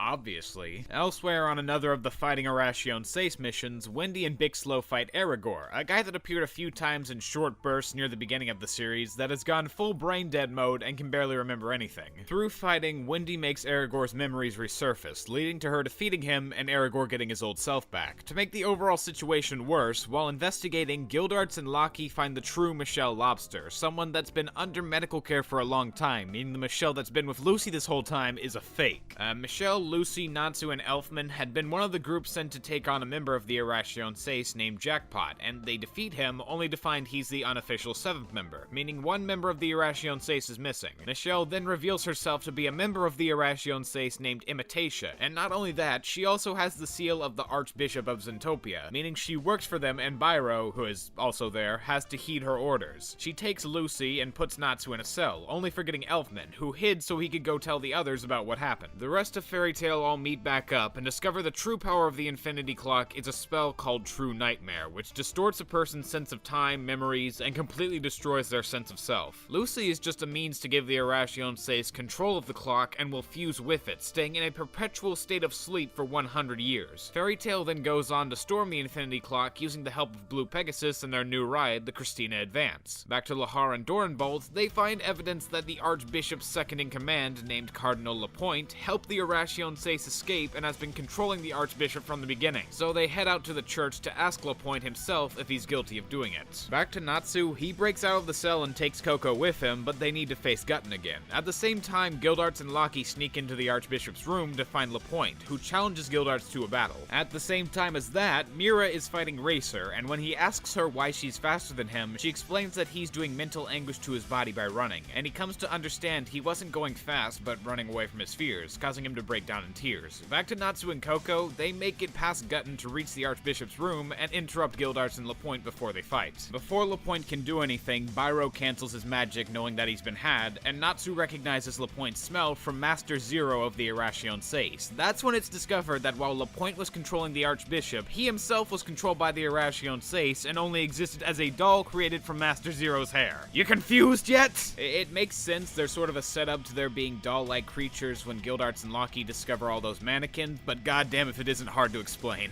Before Lapointe is destroyed, he does say the only way to stop the clock is to kill Lucy, so Byro believes that's what he needs to do. Gildarts stops him and lets the others pass to try and save Lucy from the Seis. Cobra tries to stop the rescue team, but Urza goes up against him to let the others pass once again. Next they encounter Angel, and Gray steps up to fight this time. Finally, Gajiel faces Midnight, only leaving Coco, Elfman, and Natsu to save Lucy whilst Imitatia is guarding her. During Urza and Cobra's fight, he hears Keenana's voice since she's come out to look for what she's been hearing, and it gives Urza the chance to knock Cobra down and defeat him. Gray's fight with Angel goes similarly. She was using a type of magic that would drain her life as she used it, so Gray made her see through the illusion of the angels she summoned as nothing more than parasites feeding off her life. With some help from Dan, Angel's magic power is shrunk to a point that her life is returned and her spell cancelled, defeating her in the process. I found this fight rather impactful because it showed what could happen to someone when they're almost swallowed by their own ambition. Angel wanted to be one with the holy, but in the process she sacrificed her life to create imitations that made her feel like she controlled them and therefore was one with them, when really she was just being used by her own magic. Back to Lucy, she started fusing more and more of the Infinity Clock, so to slow it, other Fairy Tail members start breaking the chains attached to the Infinity Clock to no avail. Midnight also explains that once Lucy is engulfed, everyone's memories of her will be erased, causing Imitatia to realize she's been tricked. You see, her only wish was to be with Lucy and have her to herself forever. She tries to break Lucy out, but Midnight stops her and reverts Imitatia to her true form. Just like Lapointe, she was a puppet made out of an old doll Lucy used to have. That triggers Lucy's memory. Michelle had mentioned her and Lucy would play together all the time and make clothing from things like leaves, so it makes sense that she was a doll that Lucy got from her mother to play with. Lucy only forgot about Michelle intentionally after her mother died, because Lucy didn't want to face her and remember. Michelle was only brought to life by Midnight to help in the fight against Fairy Tail. At the thought of that memory, Midnight stomps on Michelle in rage like the fucking asshole he is, so we know Natsu's about to open a can of whoop-ass on him. Michelle's story is honestly so tragic and heart-touching. You feel like she's shown herself to truly be Lucy's spiritual sister, and even more than that, a member of Fairy Tail in her own right. It also makes a ton of sense in the grand scheme of things with the foreshadowing in place, so I tip my hat to this twist. Natsu is able to beat Midnight, but Lucy's already become mostly one with the Infinity Clock. Levi telepathically tells the others the only way to help Lucy now is to break the anti-lock on the celestial spirit mages that guarded it, and Lucy has taken control of the Infinity Clock, so she focuses her magic into beams of blue light to help break the anti-lock. Once the anti-lock is broken, the pieces all scatter along with her, and Natsu runs off to catch her before she hits the ground. As this is going on, Kinana finally finds Cobra and asks if he was the one she was hearing the voice of in her head, and he says no at first, but after he peacefully leaves into custody with Lahar and Dorenbolt, they exchange looks, and it's implied they know. The Legion platoon gives their apologies to Fairy Tail the next day, and make up before leaving on a new quest to seal away the pieces of the Infinity Clock left over, thus setting up the next arc in the series. For an anime-exclusive arc, this was surprisingly good. Mashima did help in writing it, and the story is technically canon, but still, this level of quality in general isn't something you'd normally expect from anime-exclusive content. The first half of the arc was rather slow and kind of tedious setup, but once the Oracion Seis get into the picture, the entire story soared in quality. The story could get a little confusing sometimes, but with the characters, I love the dynamic of all the members of the Seis giving up something to try and be stronger, with it ultimately deteriorating their bodies or minds in the process. The Seis in general get so much more character development, and felt much more sympathetic than some of them were back in the Nirvana arc. Michelle's story and character were also just top-notch, and gave me something I wasn't expecting. If I had to make one complaint about this arc, it's that there wasn't enough scenes of the greatest characters in this series, and probably literature history, the Jigglebutt Gang. Yes, you heard me correctly. These true scoundrels top the list of antagonists in Fairy Tail's entire history, higher than Zareth, Hades, Jalal, everyone really. There is no comparison. To try and hold any of the other villains to this standard would be treason against the Butt Jiggle Gang's holy divinity. Now, let's get to one of the most divisive arcs in Fairy Tail, the Grand Magic Games arc.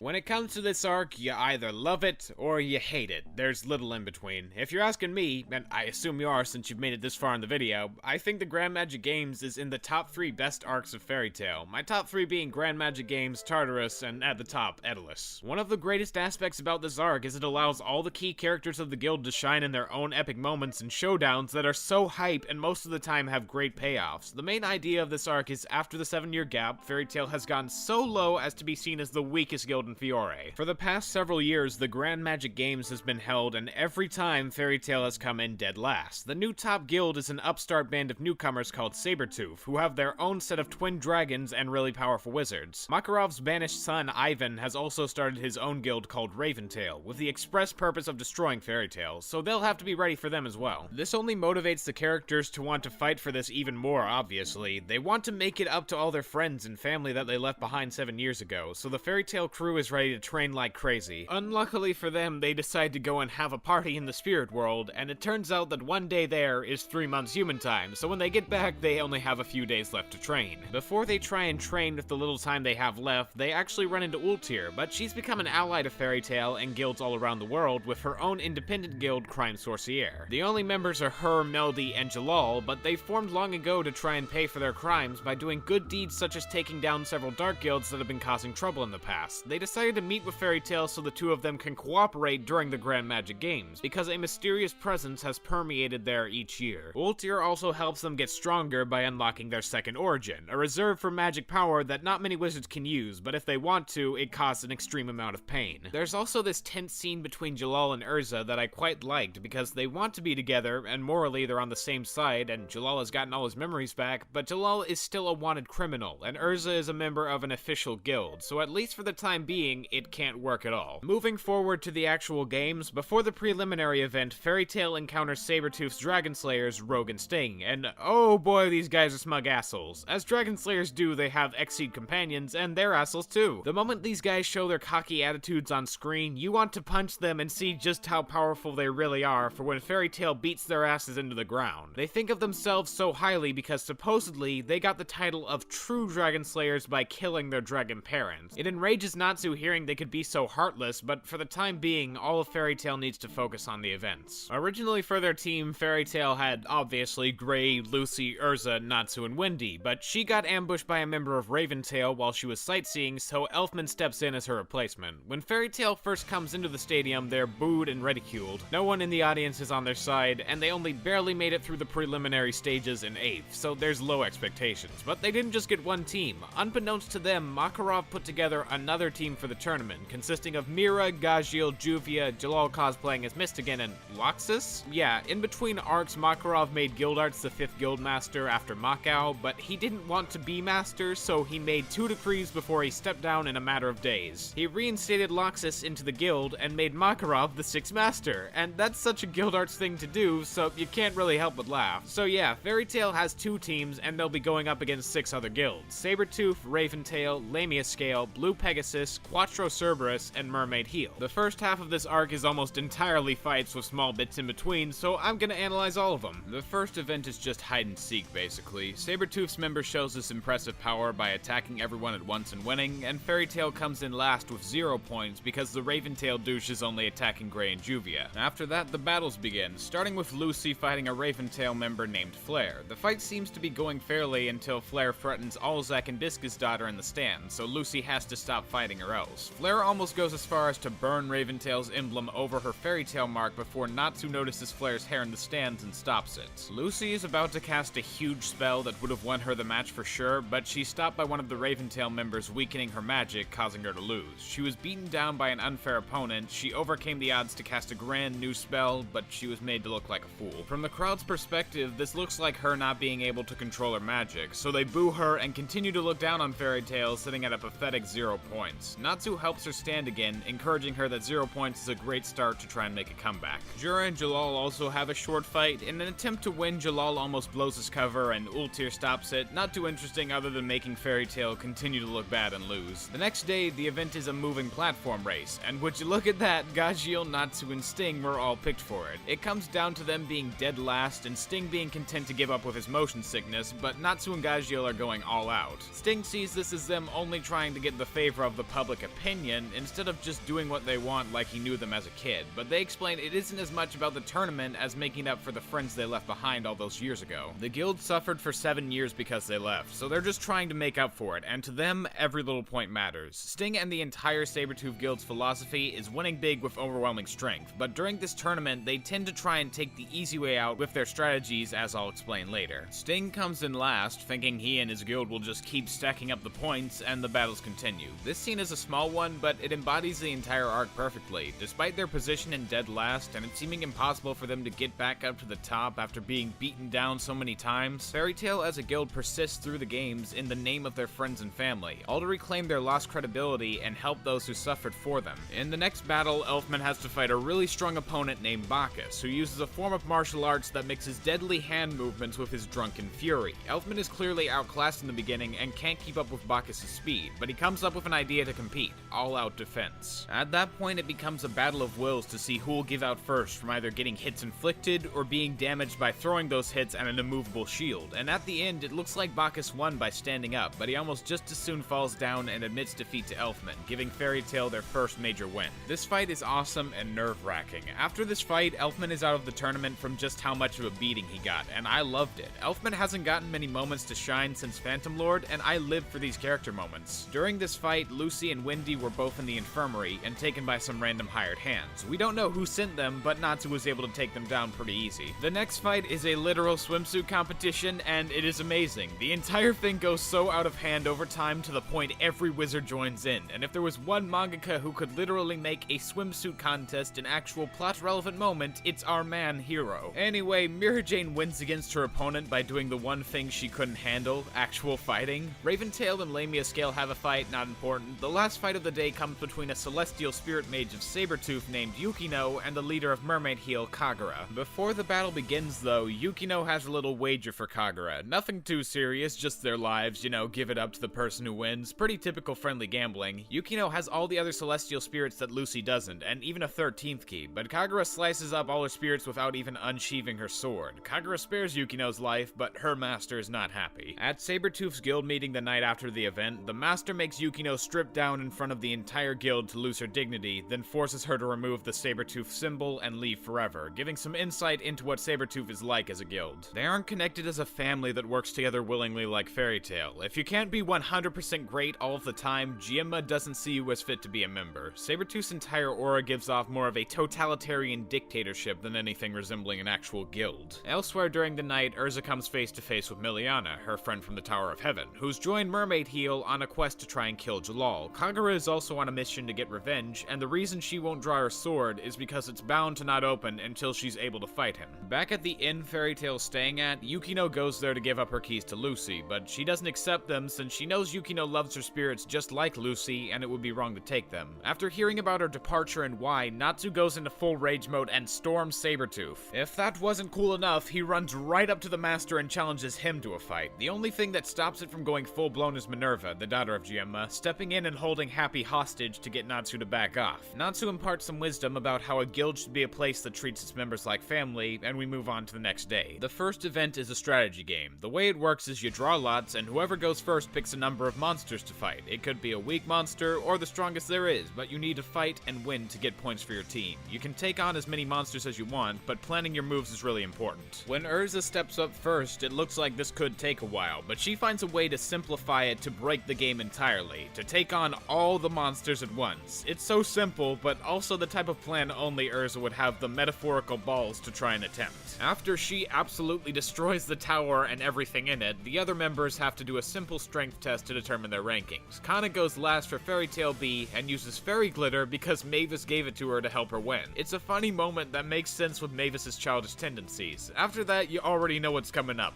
Battles! Miliana beats a Quattro Cerberus guy first, then Loxus has to face a member of Raventail called Alexi. On the surface, it seems like a perfectly bland matchup, but underneath an illusion, the two haven't moved at all. Loxus is ready to take him on for real, but before he does, Alexi reveals himself to be Ivan, Loxus' father, whom, to clarify, isn't supposed to be allowed to fight as the guild's master, but he isn't alone either. The entirety of Raventail accompanies Ivan as he asks Loxus about Lumen Histoire, Fairy Tail's secret weapon that only guild masters know about. Loxus is given the opportunity to win in Ivan's illusion if he gives up the info, but Loxus doesn't know about it at all, or care for that matter. All he wants to do is fight all of Raventail by himself. Loxus easily dispatches all the members before Ivan, and he tries to play the old blood ties card, but Loxus isn't having any of that, because Fairy Tail is his family, and anyone that wants to destroy it is his enemy. Once the illusion vanishes and all the members of Raventail are left lying there with the crowd in utter shock, Loxus walks off and acts like it was nothing. My god, what a legend. After all the beating down and pain and suffering Raventail put through Fairy Tail to try and hurt their bonds and make them give up, Loxus wails on them all with ease and doesn't even claim the kill because he knows he doesn't have to. These are the kind of moments I love to see in this arc. They're some of the most iconic in the series, and the moments don't stop there. Spoiler alert. After Loxus helps disqualify Raventail by exposing them, Wendy is ready to take on a member of Lamia Scale, Shelia. Plot twist here, like Zancro on Tenrou Island was a fire god slayer, the little girl here is a wind god slayer, and absolutely insane when it comes to power level. In their ensuing fight, Wendy gathers all her magic into a brand new spell she's been working on, and seemingly knocks out Shelia until she gets back up with her wounds healed. Unlike Wendy, who can heal other people and replenish their magic power, Shelia can heal both herself and other people's wounds. Shelia offers Wendy to surrender since it's obvious she's at a disadvantage, but Wendy stays strong and doesn't give up for the sanctity of her guildmates that fought just as hard as her. Shelia in response fires off her strongest attack, but Wendy previously used her magic to up Shelia's own strength, so she overdoes the spell and misses her. With neither having any magic left, they resort to a fist fight, ending in the bell ringing and giving us the only true draw in the tournament, and a satisfying one at that. After that fight, Jalal's almost caught by the custody enforcement unit, and both Miliana and Kagura see him. This leads them to understand that Fairy Tail is sheltering him for some reason that they can't understand, having not been there for the whole Oracion Seis arc debacle. Following this, you're never gonna believe this, the next day comes and Lucy goes into the next event. Out of all the events, this is probably the most simple. Try and knock your opponent out of the water. When it comes to the last two, they both need to stay in 5 minutes, or the person who would be second comes to last. After a good bit of fighting, it comes down to Lucy and Minerva, and this is the first time we get to see Minerva's true ruthlessness. As the timer begins, Minerva starts by taking Lucy's keys so she can't fight back.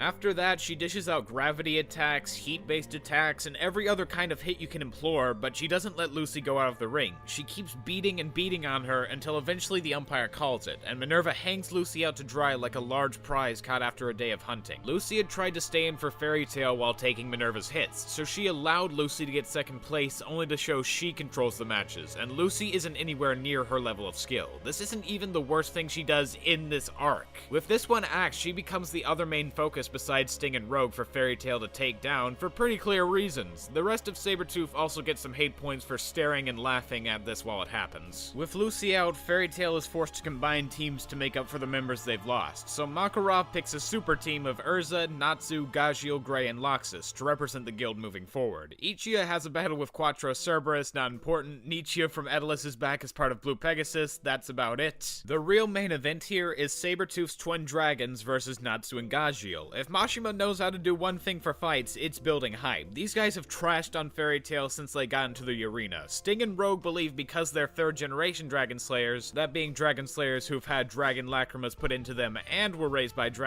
they're superior in every way. Natsu and Gagiel are just remnants of an older, weaker generation that doesn't deserve to be considered the strongest. They insult Fairy Tail, kidnapped Happy, basically tortured Lucy, and now they want to prove they're the best by taking down their old role models. In the beginning of the fight, Natsu and Gagiel appear to be on top of things, but Sting and Rogue have one major trick up their sleeves. They can activate a powerful skill called Dragon Force at will. After that, Fairy Tail gets their asses handed to them to the point Sabretooth destroys the arena to take them down. It looks like the twin dragons have won when Natsu and Gagiel get back up, like they didn't feel a thing. They only took the hits by Sting and Rogue to learn all their moves and how to adequately counter them, but Natsu doesn't want to just fight them with Gagiel by his side. Instead, he knocks Gagiel into an old minecart and proceeds to challenge both of them by himself. Sting and Rogue try to double team him with a unison attack, but Natsu counters it and makes them fall, finally getting them to realize they weren't the strongest by a long shot and had no reason to be as cocky as they were. With this victory, for the first time in the arc, Fairy Tail moves to the top spot in the games. This is only the middle of the arc, but a major change to the show comes after this event. The animation style completely changes due to a new studio producing the show. What I mean by this is throughout the entire lifespan of Fairy Tail, it's been produced by A1 Pictures, but in the beginning they got help from Satellite, and now they're getting it from Bridge. My point is, after the change, most people, whether Fairy Tail haters or fans, agreed that the changes weren't quite exactly great. The colors have become more dulled, fight scenes usually aren't quite as fluid, and it took a year in real life for this to take place, so anime fans who didn't read the manga were left in suspense for quite some time. I didn't personally experience that, but it must have been annoying. On the positive side, the art style is updated to make the characters look much more like their manga counterparts. Before, they looked kind of similar to the original wacky art style, but it wasn't a fully faithful transition. I mean, can you imagine if Happy first looked like this in the anime? This period, on the other hand, has designs that match the characters from the manga and is less afraid to show off some of the more violent aspects of Fairy Tail that the previous wasn't able to show. The first portion had brighter colors to match the lighter tone, but the action suffered from censorship. I don't mind the darker colors too much, since the main arcs this version covers, the latter half of Magic Games, Sun Village, and Tartarus, are much more serious arcs that fit with the bleaker color palette. As a whole, I don't mind it too much, but I do slightly prefer the earlier animation. Going forward with the story, Gagiel finally stops his Seven Dwarfs minecart ride to find a graveyard of dragons underneath the stadium that he plans to tell the others about. Giemma of Sabretooth is once again really pissed and ready to bash heads at the twin dragons losing, and he demands they remove their guild marks. Lecter, Sting's Exceed friend, tries to get Giemma to reconsider, but he's appalled at seeing a cat bearing the guild's emblem at all and promptly obliterates him. This sends Sting into a blind rage that he uses to punch a hole right through Giemma. Minerva explains that Lecter wasn't killed, but rather she saved him and sent him to another place. For Sting to get him back, however, he needs to win the sports festival and claim Sabretooth as the game's victor. Back to Gagiel and Fairy Tail, he leads them back to the dragon graveyard, and Wendy uses a spell to speak to one of the deceased about what happened to them in the past to end up where they are. 400 years ago, dragons and humans lived in a common predator-prey scenario, but one dragon sympathized with the humans and wanted to make peace rather than war with them. He got others to follow his ideology, but dragons like the one summoned opposed it, leading to war. Humans were taught Dragon Slayer magic, originally to fight for the dragons that wanted peace with humans, but eventually those same humans turned on the dragons and hunted them to near extinction. One wizard rose above them all as the most gruesome Dragon Slayer among them. He killed so many he himself became a dragon, and used that power to become a king of sorts. His name was Acnologia, the same dragon that nearly destroyed Tenrou Island all that time back. With that explained, the dragons disappear, and the group is confronted by a captain of the royal guard named Arcadios with Yukino accompanying him. He explains that Zeref helped in the creation of Agnologia, and therefore the first step in stopping him would be killing Zeref before Agnologia comes to be. He further explains that Yukino is with him as a now sergeant of the military to help his plan of opening the Eclipse Gate with the help of celestial spirit mages. Back when kidnappers tried to take Lucy, it was actually under Arcadios' order to do so. The games themselves are only used as a way to collect energy for an Eclipse Gate's activation. To get the Eclipse Eclipse Gate to work and go back specifically 400 years, all 12 Zodiac keys are needed, and the door has to be activated on the 7th of July. Coincidentally, this is also the same day the dragons all disappeared that raised Gajeel, Natsu, and Wendy. Arcadios' main plan is to go back 400 years to use it for the purpose of killing Zareth before he becomes immortal and the first ever emo, thus making Acnologia cease to exist by connection. Arcadios doesn't get to enact his plan though, because the entire group is surrounded by the Royal Guard. A man named Dalton doesn't want Arcadios to go through with the plan, so he has him and Yukino jailed for treason, and Lucy is taken along with them. The others are kicked out with the promise that if they win the game, they can have an audience with the king and ask for Lucy's freedom. The next day, Fairy Tail already has a plan set for what to do. In the final game of the tournament, that being an all-out brawl with 5 members from each guild fighting around the city for points, Natsu is switched out for Juvia, while he, Mira, Carla, Happy, Lily, and Wendy all go off on a rescue mission for Lucy and Yukino. As the tournament begins, Fairy Tail just sort of stands there, not doing anything, while other guilds are fighting and gaining points. Mavis explains the reason for this is because she's been observing the opposing guilds and came up with a strategy for complete victory, and with a command, everyone goes off to fight. The first one of the day comes between a Sabretooth member named Rufus and Gray. Rufus is in a library memorizing powerful spells to help aid in his arsenal, that being because his magic is memory make magic, meaning he can recreate any kind of magic or object directly from his own memory. Gray struggles at first, but is able to overcome his magic by using an ice mix spell that creates too much too quickly for him to memorize. In a fluster, he goes back to using regular attacks, and in a moment of being open, Gray finishes him off with an ice sword attack. Going to the escape plan, the group finds and frees Yukino and Lucy, but the floor opens up and puts them in a place called the Abyss Palace. Basically, it's where criminals and thieves go to rot, and that's what the Princess Hisui accuses them of doing, but she doesn't seem content about putting them there. The group tries to find a way out, but after finding a beaten up Arcadios, they're confronted by the real reason no one makes it out, a group of executioners that work from the shadows for the kingdom, known simply as the Hungry Wolf Knights. Now to be fair, most of these guys look like total weirdos that aren't threatening in the least, but they're anime villains, so those two aspects kind of go hand in hand together. With them being split up into 2 groups, Natsu, Lucy, Wendy, and Mira have to face 4 members, while unable to summon any celestial spirits, Yukino, Lucy, Carla, Happy, and Arcadios face off with this Joker, who apparently leaves nothing but the bones of his victims behind. Yep, he looks like the type, probably eats children on the way to work so he doesn't get hungry, you know, the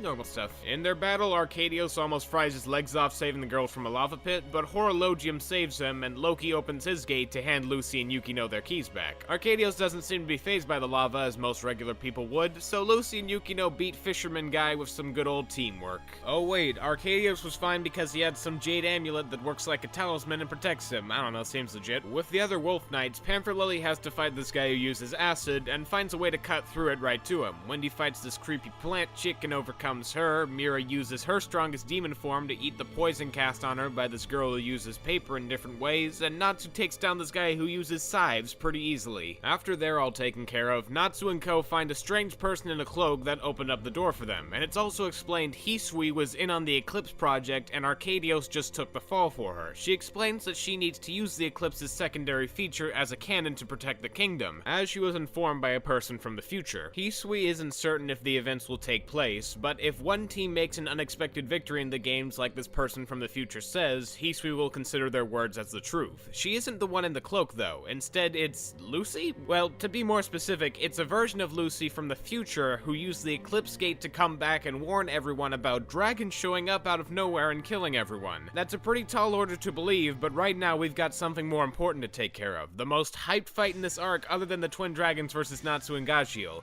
Urza versus Minerva versus Kagura. Dear lord, what a pairing up. You've got Urza with a grudge against Minerva for what she did to Lucy, Minerva being shown to be a powerful wizard that wants to defeat them both and show how powerful Sabretooth is, and Kagura, who's secretly been holding a grudge against Urza for harboring Jalal. What kind of fight could take place here? Well, it seems the 3 are all mostly evenly matched. They can inflict damage on each other at steady rates, but none seem to be better than the other. With Minerva fearful of what might happen, she decides to bring out a hostage she took earlier in the fighting, Miliana. With their friend in danger, Kagura and Urza are forced to fight each other, and the one remaining will take on Minerva. Well, forced is a strong word. Kagura definitely wants to fight Urza, but Urza doesn't really want to fight Kagura, so it's more like giving that nudge to send them right over the edge. Speaking of Kagura and Urza clashing over Jalal, he goes over to Meldy and Ultir about future Lucy's prediction, and gets them to help evacuate the citizens after the games. Back to the battle, Kagura is cutting through all of Urza's armor, and tells Urza the reason she wants to kill Jalal is because she's she's actually Simon's sister and heard about how he died from Miliana. Remember that guy who sacrificed himself for Urza back at the Tower of Heaven? Yeah, that's the guy. Urza reasons with Kagura that if it's anyone's fault he's dead, it's hers, but that she won't die because it would dishonor his sacrifice. In a fit of rage, Kagura unsheathes her blade and charges at Urza, but she ends up losing the fight. Right before a boulder goes over Kagura, Urza saves her, just then remembering their connection. Back at the old village Simon and Urza lived in, when the raids happened, Urza gave Kagura a hiding spot while driving the cultists away to charge after her, leading to Urza's eventual capture. With that in mind, Kagura takes it all in and is ready to surrender her victory and points to Urza, but that's not going to work for Minerva.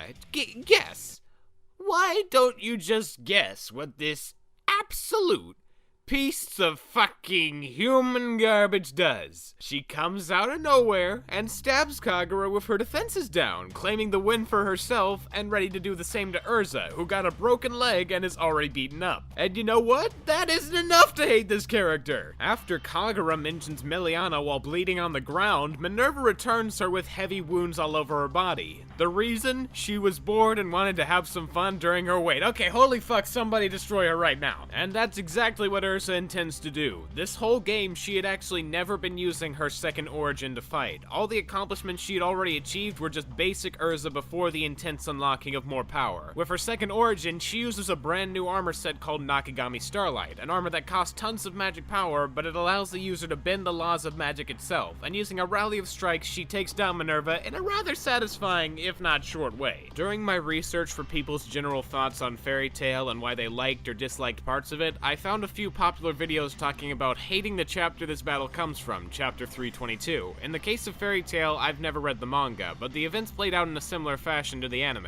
Personally, I didn't mind this fight at all. The hype was there, and the want for Urza to take down Minerva was boiling inside me, and bringing the second origin back into the story was something I found clever since it wasn't mentioned much after they actually unlocked them. I do think the fight was a bit short, as are most of the others I'm about to describe, but I still do very much enjoy seeing Urza overcome Minerva in a way that does make sense. For the other battles, Luxus goes against Jura and Orga, a lightning god slayer. Jura uses a fake-out strategy to take down Orga, and Luxus barely defeats Jura in a hand-to-hand magical battle. Juvia and Gray at the same time as this are battling Shelia and Leon. What ends up undoing the Lamia scale pair is their inability to fight as a team, giving Gray and Juvia a chance to do a similar move to Rogue and Sting's combination attack and knock them down. Finally, among the fights is Gagiel's battle against Rogue one-on-one. Gagiel actually has a heart-to-heart with Rogue about why he's doing this, and that while he might think he doesn't really have any friends he can rely on in the guild, he'll always have his Exceed companion Frosh. It looks like Rogue will give up the victory to Gagiel, but at that moment, Rogue's taken over by a being claiming to be his shadow and attacks Gagiel. In that moment, he decides to pull a Natsu and eats Rogue's shadows to become a Shadow Iron Dragon Slayer. With that boost, he beats Rogue and gets the shadow out of him, but the battle isn't over yet. Other than Frosh having a cute moment where he tries to protect Rogue when he's down and Gagiel promising not to hurt him, Sting hasn't moved the entire game. His big strategy for taking down Fairy Tail and winning the tournament was to lie in wait for everyone else to be defeated so he could swoop in and take the kill against already tattered and beaten Fairy Tail members. All of them struggle to carry each other to the center point of town where Sting's waiting, and they stand there ready to battle. Sting is about to come at them when suddenly he drops to his feet and he begins to cry. Then he hands his victory over to Fairy Tail, stating he can't beat them even though if he breathes too hard he could take him down. This is the real moment everyone was steamed about when it came to chapter 322. The reviewers saw it as a major cop-out, that Sting should have won with no problem, and that it's far too bullshitty to be taken seriously. And yeah, from the basic way I described it, you could get that impression, but personally, I don't mind the scene. It could just be my own personal interpretation from what happened, but the way I saw it, Sting was ready to attack the guild members when he noticed they were all standing together in solidarity as a team despite their injuries. Unlike people like Sting, who were willing to give up so fast in events like the moving chariot race, Fairy Tail's members all took the punches and through their agony got back up to join in one last battle. Fairy Tail as a guild had a plan from the beginning that relied on everyone working together in unison to make it happen, and Sting just stood by as people he didn't really care about all went their separate ways to deal with the problem on their own, and in the end they all failed. Sure, Sting has made it through without a scratch on him, and therefore held an unfair advantage when it comes down to the final moments, but in that underhanded way, he felt like he wouldn't have have earned a victory for his guild or even himself. He wants to get Lecter back, but all he would be doing here is taking down his idols that he revered for so long to fill his own ego, whereas Fairy Tail had the reason of helping their long-gone friends escape the torment they suffered for so long, like Natsu told him. In this moment, it all hit him, and he understood he didn't deserve to win, and by extension, he knew his own pride wouldn't allow him to try and win, so he gives it up to Fairy Tail. I don't see it as a moment of him being a terrible character or the worst in Fairy Tail history. I see it as a moment for the character to finally humble himself down from his ego that accumulated over years of praise. I could just be looking too far into it, like I said before, but that's how I interpreted the scene, and in the end, I'm happy Fairy Tail was able to achieve the goal they set out to do. Meanwhile, in the Royal Castle, the rescue squad's fighting off tons of different wacky characters when they asset clip into the floor, or more specifically, a shadow engulfs all of them from another time-traveling character in the form of future Rogue, with an even more emo haircut than current Rogue. He lets in on the fact that the Eclipse was built with the help of a celestial wizard and Zareth that cost tons of magic power to open. It's also the source of magic crime Sorcier had been sensing for years. He came back not only to warn the others about this, but to stop someone from closing the gate, leading to 90% of people dying to the dragons, like in future Lucy's timeline. He reveals it to be Lucy herself and tries to kill her, but future Lucy takes the hit and dies from the injuries. In the grand scheme of things, it shouldn't be too sad since future Lucy doesn't have as much effect on the plot, but seeing a version of her sitting there in agony, wishing to go on more adventures before dying, is still kind of gut-wrenching. What's even more bittersweet is after she dies, she finds all her friends from the timeline where everyone died and follows them off to the afterlife. Natsu, being his usual brand of piss, tries to fight future Rogue but is almost engulfed by a shadow, only being saved by Ultir at the last second. The gang goes to talk to Princess Hisui, but she says she's already about to open the cannon, as said by her source, who is a man. That's when it dawns on Natsu and the others that future Rogue was the one who informed the princess about the Eclipse being able to act as a cannon and not future Lucy. The Eclipse can only really open a gate to the past, and when opened to 400 years ago, that's where the dragons as predicted come from. Lucy and Yukino are also the two who close the gate by using all the Zodiac keys to press it closed, leaving 7 dragons left over that Rogue plans to use to take over the world as the new Dragon King. He originally was hoping for all 10,000 to help destroy Acnologia and rule, but with his own form of dragon taming magic, he thinks it'll be enough and starts terrorizing the capital city. Lucky they have some true dragon slayers in Sting and Rogue, but oh wait, no they aren't. Their dragons forced them to kill them because they thought it would help the two grow up stronger. There are still plenty of wizards and 6 dragon slayers, but with 7 dragons, they need 1 more to balance it. At that moment, Doranbolt and Lahar release Serpent from the Oracion Seis to help out. Thus begins the battle against the dragons in a twist that no one really could have seen coming. Natsu starts the battle by getting some help from one of the dragons that's like subservient to Igneal, and during that fight, the dragon Rogue's riding on births a bunch of smaller dragonish things that the rest of the wizards have to fight. Everyone, including Natsu, starts getting into bad situation after bad situation until,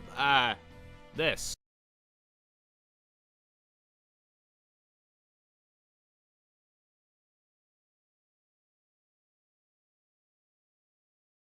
No, I did not edit that or anything. Gray straight up gets lasered right through the fucking skull and many other places. That isn't all either. Lucy dies when she takes a wrong turn, Gajiel dies when he predicts the wrong movement, Sting and Rogue die, Bacchus dies, Makao and Wakaba, Jet and Troy, Loxus, just everyone! For the most part, all of Fairy Tail and crew are dead, and you might think, okay Fairy Tail, you got me. Where's the fake out? This is a dream, right? An illusion? You can't trick me. No, you fool, listen, they're dead. Dead. Ultir has a solution to try and save everyone, but they did actually die there. What Ultir proposes is using a spell that rewinds time, but at the cost of the time of its user. She hopes it'll be enough to try and bring everyone a few hours back, before the dragons at least, but she looks at the clock and finds it only sent time back a minute. To her, it probably looked like she went through all that pain and gave up her life energy, but failed her guildmates, Fairy Tail, the entire world really, but that 1 minute turned out to be just enough time for people to save themselves from death. In those many split-second decisions that killed them before, the wizards were able to remember and correct themselves to not be harmed and rather succeed. In the chaos, Lucy comes up with the idea of destroying the gate so future Rogue and the dragons couldn't be there, and at around that time, Natsu helps headbutt a dragon into the Eclipse, sending the dragons and future Rogue away. Future Rogue says it's inevitable that he'll become this way after Frosh is killed a year from now, and Natsu swears to not let that happen. In the celebratory banquet proceeding, Fairy Tail and Sabretooth make up with Sting as the new guildmaster, Kagura and Urza have a good talk, there's a moment hinting at Gale, the only ship that truly matters, Natsu acts like he's the king, and the night ends with everyone dressing up in pumpkin hats and doing a dumb dance.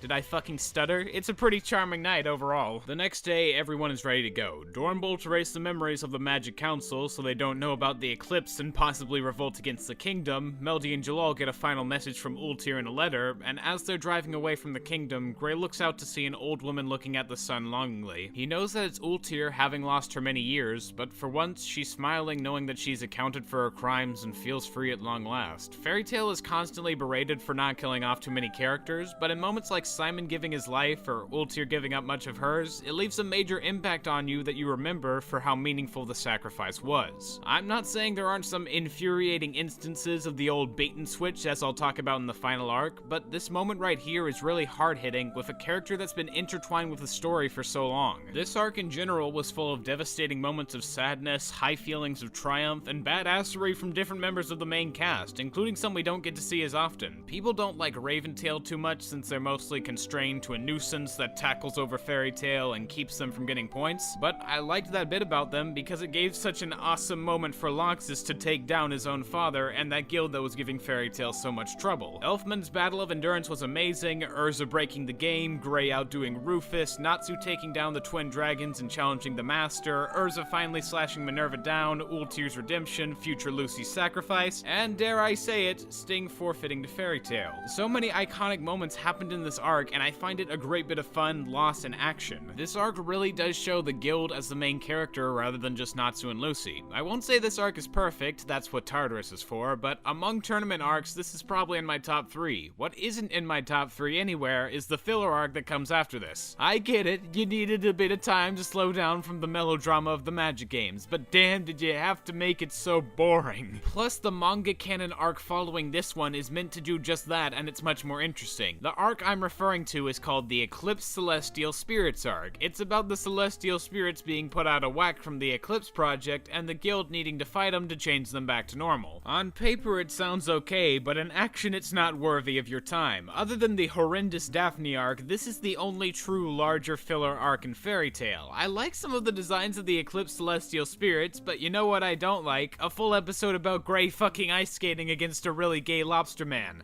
Okay, to be fair, that moment was actually kind of humorous, but otherwise, fuck this arc. I know. How about we get Kana to play Yu-Gi-Oh, but worse? Wow, that sounds like a great idea. We need to get that furry action in there too. Turn Gajiel into a cat. Why not? Levy playing useless trivia? Throw that on the leftover ideas pile. I'm sure it's fine. Elfman wins by using his own sweat? You already know that's approved. A few more uninteresting, straightforward fights later, bam, boom, it's done. Move on. There's no reason to watch this shit. Not even terrible, just boring. The only really good moment that happened between the Magic Games and Sun Village arc was episode 220. At first, I thought it was going to be another filler episode about Juvia pining for Gray, but as I looked into it after finishing, I found it was actually manga canon, and that made sense with how serious and, well, good it was. Juvia wants to give Gray a present for a random day after they met, so she goes around asking and decides to knit him a scarf. What she doesn't know is it's also the anniversary of Ur's death, so Gray rejects it at first and throws it on the ground. Afterwards, Gray digs it back up and thanks Juvia, having come to the conclusion that a day's worth is what you make of it, and the past doesn't need to be all that dictates how you feel during that date. It's sweet, short, and a moment for Juvia that I really appreciated for her character. The first arc to really get back into the swing of the story is called the Sun Village arc. It's just Fairy Tail going on another job, but this time it's been assigned by one of the founding members of Fairy Tail along with Mavis named Ward. He's a tree man, enough said. He's gotten them together to try and unthaw this village of giants that's been covered in a weird form of ice magic. At the same time, a treasure hunting guild is after a sacred artifact of the village called the Eternal Flame. And Minerva is there with a demon guy from the Book of Zareth, and they're part of this new dark guild that doesn't really matter besides the fact that these two are in it. The demon guy's main talent is turning people into younger, weaker versions of themselves, and Gray outsmarts him by using the ice around the village that hurts the demon, because it was created using Demon Slayer ice magic. Urza is able to scare off Minerva with little pushback after that. Flare from Raventail also shows up to help since the giant city is actually her home. She was raised by the giants and her hair was gifted to her by the Eternal Flame, but she left randomly without saying goodbye and wants to help them out, now being separated from Raventail. Gray finds a way to evaporate the ice around the Eternal Flame by channeling it through his body, and it turns out to be the dragon that helped Natsu back in Magic Games. The guy who froze the city mistook the dragon for a demon and tried to slay it. The nearly dead dragon uses the last of his power to unfreeze the rest of the village, and Flare is welcomed back into her village with open arms. Minerva also discovers her new guild has been trashed, and soon she finds herself kidnapped. This arc was mostly just a calming down sort of adventure. Really simple setup, simple execution, mostly just helping in foreshadowing for the next arc. Nothing much besides that, just another fun fairy tale adventure with the gang. And yet, how fast that joy the characters feel can be ripped from them in the blink of an eye. I'm talking about none other than the Tartarus arc.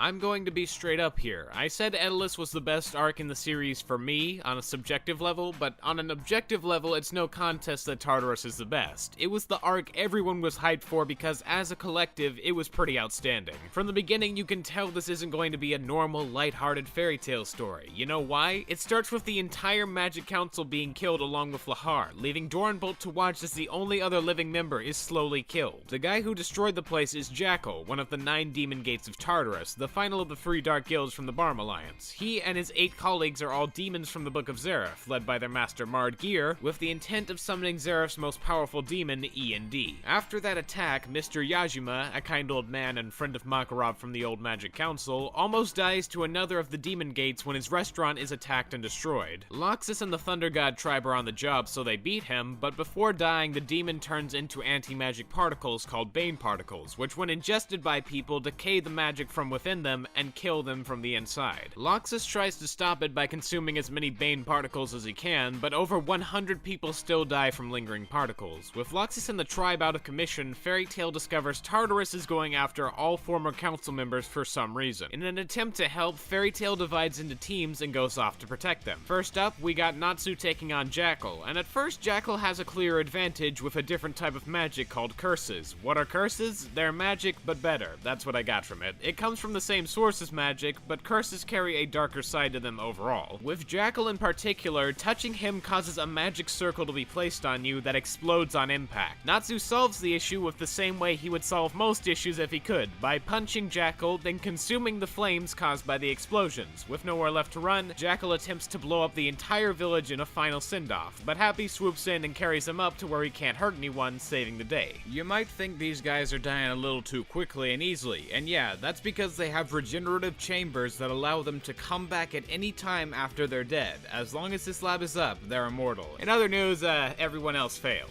No one made it in time other than Elfman and Lizana, who got a front row seat to the death and puppeting around of a former council member. At the same time, Doranbolt's doing some of his own research into Tartarus and discovers through Cobra that their big plan is to kill former council members with a body link spell to a weapon called the Face. For this info, Doranbolt lets all of the safes back out, but before I get to that side plot, the only other members to make it to someone before they're dead are Mira and Urza when they find the chairman of the Magic Council is fine. In fact, he's more than fine. He's in cahoots with Tartarus and tricked Urza and Mira into drinking drug tea so that he could bring them back to Tartarus with him. Urza is tortured for info with some weird hentai squid after Tartarus discovers Jalal is the last one with a body link, but she doesn't know where he is. Natsu tries to storm Tartarus and gets frozen by the guy who accidentally froze over Sun Village, leaving only Happy to run back to the guild for help. At the guild, Elfman is forced and mind-controlled by the demon gate he and Lizana ran into to either blow up his family and home that raised both of them, or be forced to choke his little sister to death under the whim of this single demon gate. Kana tries to stop him, but the bomb lacrima's already been set, so she uses her magic to put all of Fairy Tail into a deck of cards right as Tartarus is floating over them. Oh, right, by the way, Tartarus is on a giant moving cube with its own gravity. That's besides the point right now. So Kana puts everyone into these decks of cards and gives them to the X-Seed, so they can fly up to Tartarus and release everyone on the cube to help in fighting. The guild hall blows up, but everyone is safe. Meanwhile, the chairman finds a way to transfer the final body link to himself and is promptly killed so the face can activate. Really, he should have thought about transferring it to someone else in the room so as not to be immediately stabbed. Meanwhile, as this is going on, Oracion Seis is free once again. It'd be easy to think that they'd just go on another rampage with Brain as the leader, but nah, you know the old definition of true insanity, repeating something over and over expecting it to change. screen, so Midnight handles that by putting a hole straight through his pops. Jalal and Melody subsequently show up, not to put them back in a cage and take away their freedom, but to extend a hand towards joining their guild. He holds his own against all of them, but out of nowhere, Zero comes out of Brain's body and attacks Jalal. Obviously, it's just another, albeit more powerful one of Midnight's illusions, but Jalal sees right through it by damaging his own eyes. With them defeated, the new Oracion Seis all agree to join Jalal and Melody in Crime Sorcier under their actual names, Richard, Sorino, Sawyer, Macbeth, and Eric, no matter how much less cool those names sound. Back on the Tartarus cube, Natsu and Urza break free. Natsu finds Zeref just sort of randomly showing up to enjoy the show and to tell Natsu about E&D. Apparently it was so powerful even Igneel couldn't beat it. Zeref doesn't show himself to the demon gates that want to get to him because he wants to see how everything will turn out before then.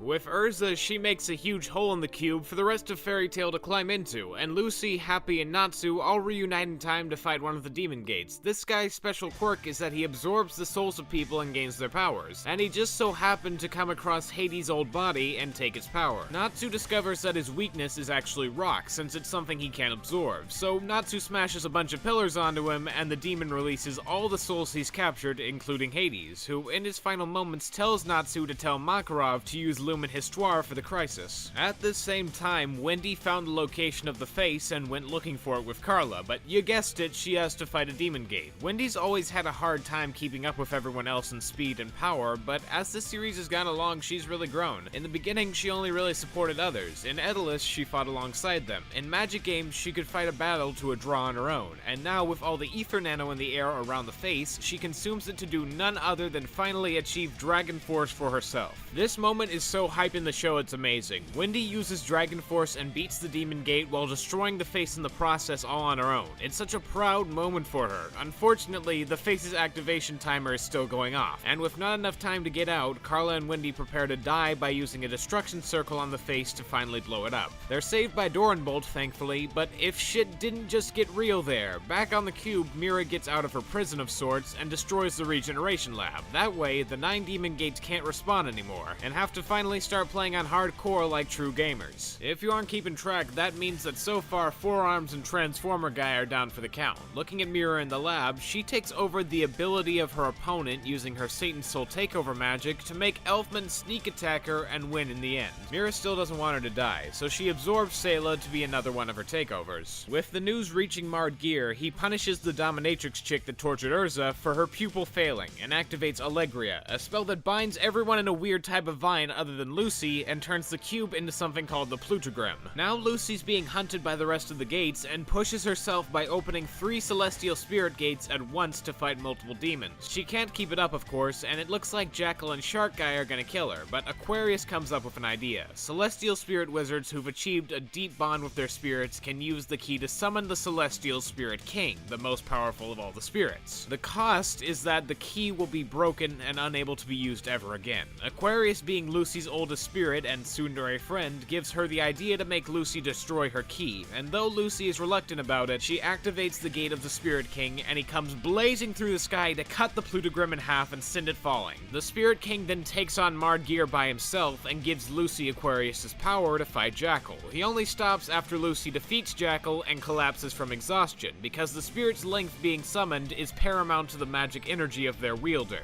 With the last of his time in Earthland, the Celestial Spirit King cancels out Allegria and frees everyone to fight the remaining demon gates. This moment is such an amazing scene for Lucy. She achieves one of her few truly amazing moments by sacrificing a friend she's had her entire life to summon the King of the Celestial Spirits and take on Jackal all by herself. She saved the day all on her own, and no one was expecting it, but it was great. After everyone's freed, it comes to light that there are over 3,000 faces besides the one Wendy destroyed, and it'll take a lot more to get rid of them all. We can't worry about that right now, because Urza is fighting a new version of Minerva that was modified in the now destroyed lab. During this fight, we get to know her backstory of why she always wants to battle so hard to win. As a child, Giemma forced her to always fight to win or be punished. Only the strong survive, and if she couldn't make it, she just wasn't fit to be his daughter. He got her to kill family friends and survive out in dangerous forests at a young age, so it was ingrained into her that she would need to win if she wanted any rest. Urza understands this and doesn't blame her for everything during Magic games, wanting to start anew by not fighting forever. Minerva eventually warms up to the idea of change, but Mard Gear shows up to try and kill them both, so she still isn't doing great. She's saved by Sting and Rogue, who received a letter from Urza earlier about helping out, but only just got there. They distract Mardgeir by fighting him, as Minerva and Urza run off to find Lily and Happy. Happy's got a mushroom on his head that turns out to be Transforming Guy, so Minerva uses him to get to the control center where the faces are being operated to go off. I've yet to mention what the faces do, haven't I? Imagine 3,000 giant bombs, which don't destroy anyone, but take all magic in the continent away. The only people who could still fight would be Tartarus, since they use curses instead, and could wipe out all their enemies in the blink of an eye, so yeah, it's kind of a big deal. While that's going on, Gray is fighting the Ice Demon Slayer known as Silver, and recognizes him to have the same face as his dead father. Asking whom he is reveals the man inhabiting Silver is none other than Deliora, the monster that destroyed Gray's original home, killed his parents, and took Ur away. His explanation for his appearance being brushed off as it was just another body laying around he could transfer his conscience into. In their following battle, Gray notices ice doesn't work on a Slayer type, so he uses ice cannons full of iron balls to stick a hole right through Deliora. Except it really isn't Deliora. That is Gray's father, and he did die back when Deliora destroyed their village. He's only alive right now because another of the 9 demon gates named Keys is a necromancer that resurrected his corpse 17 years ago. He learned Demon Slayer magic to fight demons rather than join them, and thinking his family was dead, he planned to take down Tartarus from the inside. That plan changed when he saw Gray was alive during Magic Games. The Deliora story was nothing more than a tale to get Gray to finally overcome the one thing always holding him back in life. That being his traumatic experience not being able to defeat Deliora and avenge those he loved. Silver wants Gray to kill him, but Gray can't get himself to. Since Juvia is fighting Keys at that moment, he telepathically tells her to kill Keys, and by extension him, for Gray's sake. Juvia kills Keys, and Silver is able to pass on, but not before also passing on his Demon Slayer magic to Gray, and informing him he learned that type of Demon Slayer magic because END is a fire demon. With a new sense of purpose to destroy END once and for all, Gray goes off to help the others. Natsu and Gajiel are currently in a fight against Shark Guy, but he brings in a lake of water mixed with Bane particles, and they both almost drown in it before Levi comes in and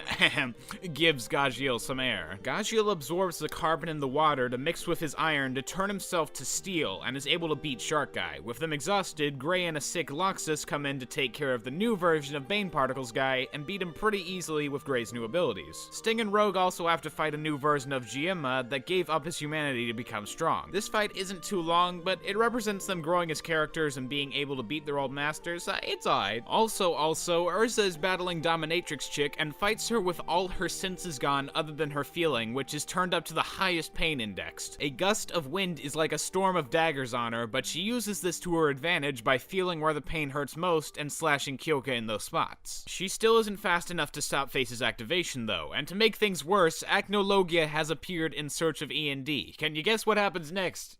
If you haven't seen the show, you wouldn't have a chance of guessing, but Igneal, the dragon Natsu has been looking for years, comes from within him and starts to battle Agnologia. While he's doing that, Natsu goes after Mardgeir on the request of Igneal to get the book of END he's been carrying. Gray joins in to help Natsu fight, and though Natsu isn't able to damage Mard after he transforms into his true form, he was only really fighting to give Gray the best shot to take him down with the demon-slaying ice.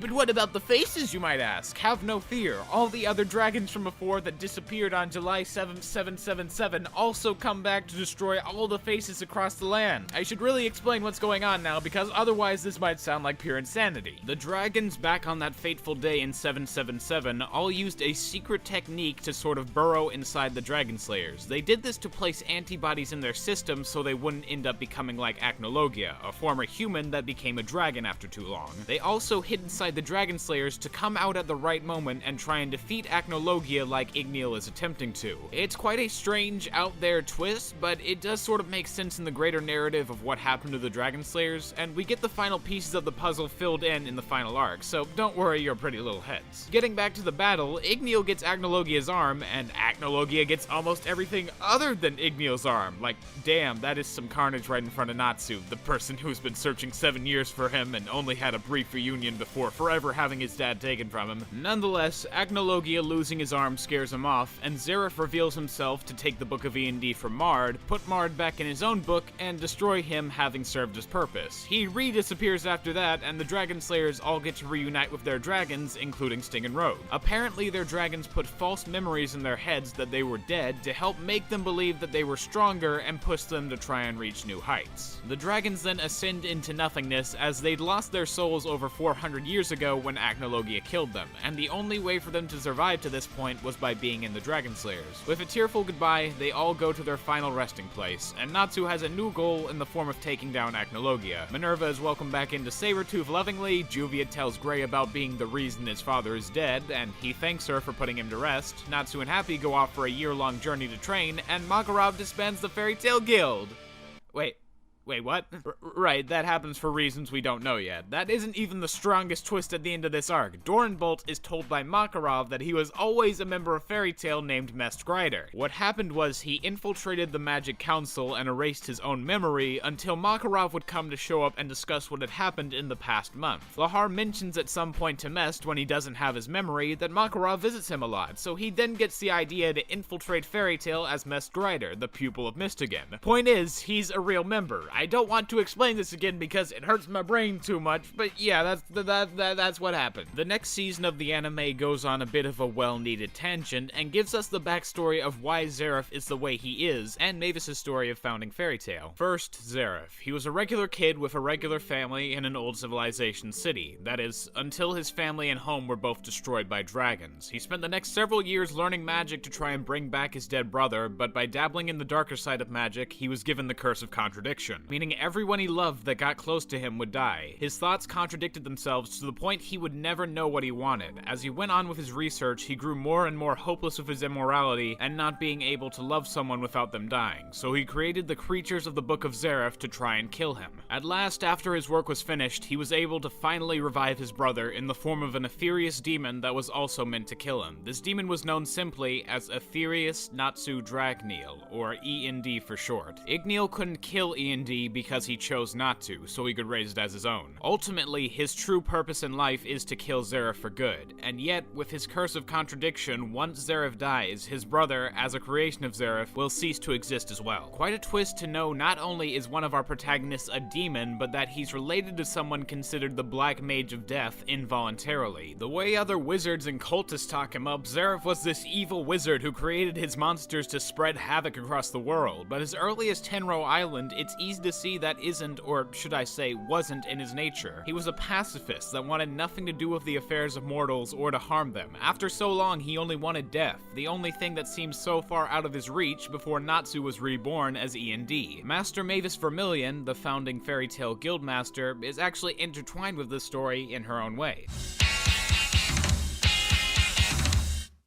Mavis has a simple story. She was a young child on Tenrou Island, indebted to a guild her parents worked at before dying. She makes friends with the guildmaster's daughter before it's destroyed and the villagers of the city killed in a war with a rival guild. Mavis and her friend are the only survivors, and stay there for 7 years before anyone else comes looking around on it. In that time, Mavis takes in the knowledge of her library and practices using illusion magic. She gets a group of treasure hunters to take her along to find a sacred stone that got stolen from the island back during the fight, and she slowly gets to know them better. Yuri Dreyer, Makarov's dad, is a short-tempered but well-meaning con artist who charges into danger head-on. Warrid, the tree guy from before, is a calmer, jokier member of the group, and he helps get the others out of trouble when needed. Precht, or as he comes to be known, Hades, is quiet and reserved, but he also tries to help people no matter how awkward it may be. These character traits manifest in their magic once Mavis finds Zareth and gets him to teach them how to fight. Warrid uses support magic with the ability to help others. Precht uses a precise chain, and Yuri uses powerful but destructive lightning. Mavis also learns a few powerful spells from Zareth, including Fairy Law, but she uses it before taking the time to master it, so she stops aging and is stuck in her 13-year-old body. The friend she'd had for 7 years named Zara was also nothing more than an illusion Mavis made subconsciously all that time ago. Zara died on that island, but Mavis imagined she was still there until she knew about it from Yuri, leading to her disappearing. I didn't mention her too much in my summary, but if you watched the actual show, you would know that kind of hit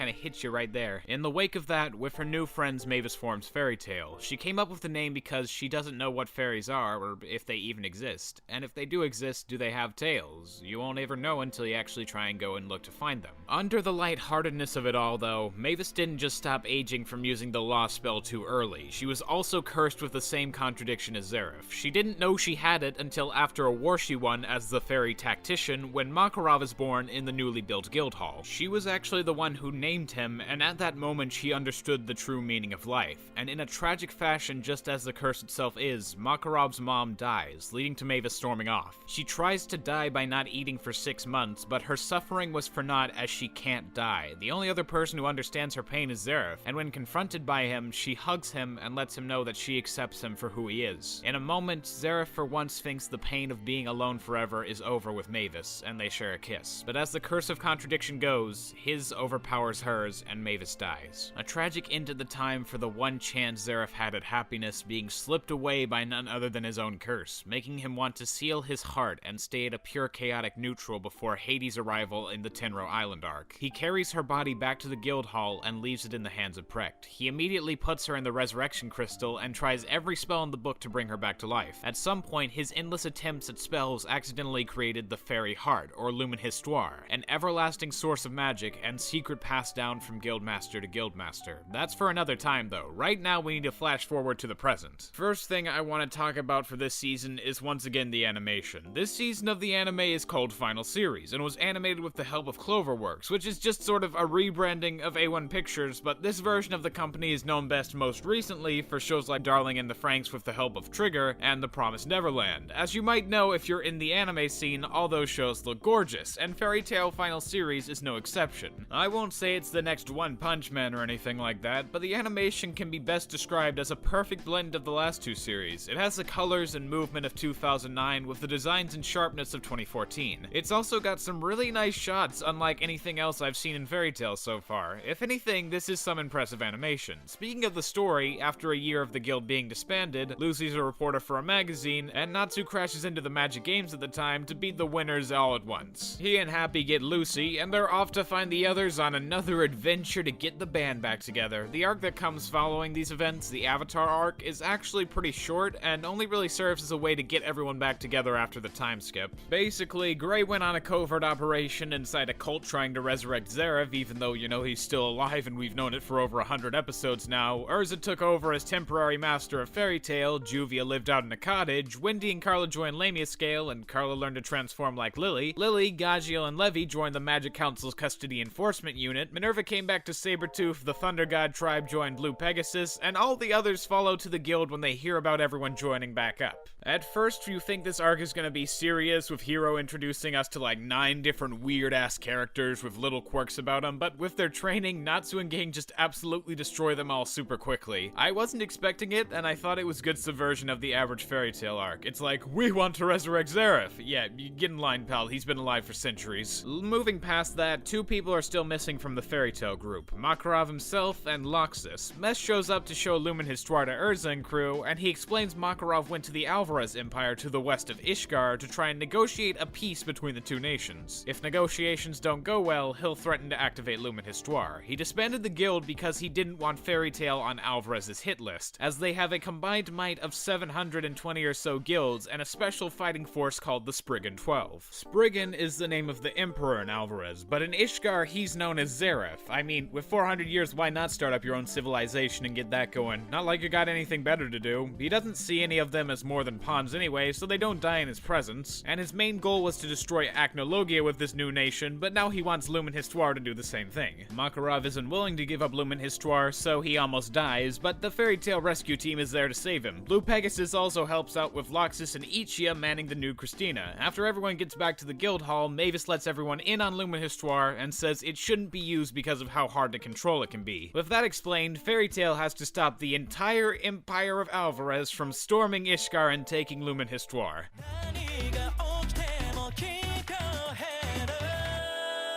The attack starts with several flying warships, headed by the 12 Sand Mage Agil, heading straight for the Guildhall. Frida's keeping the attacks at bay using a mass-level enchantment, Urza goes to confront Agil herself, and Alzak and Biska are using a newly modified version of that really old Jupiter cannon as a sniper to take down warships. In his and Urza's fight, Agil makes a massive sandstorm to overwhelm her and everyone around, but using her Lightbringer armor, Urza gives a perfect shot for Biska to snipe Agil right off his ship. On the ground, a guy named Wall, spelled with an H because he's special, uses weakness magic on Lizana, Elfman, Juvia, Mira, and Grey to create dummies with their biggest weaknesses. He uses the same trick with Evergreen and Bixlow, but through Warren's telepathy, they all overcome the issue by taking on the weakness dummy not meant for them. It's also revealed Wall is a robot dummy himself, controlled by the real one offshore. In fact, he has a huge blast ready aimed right at Fairy Tail from a ship, but none other than Ichia protects the guild with the Christina and sends out a message to every other guild across the continent to help in the fight. I love how this final battle encompasses everyone across the continent that Fairy Tail has helped out or become friends with over the years, and Ichia of all people is the one to send out the message.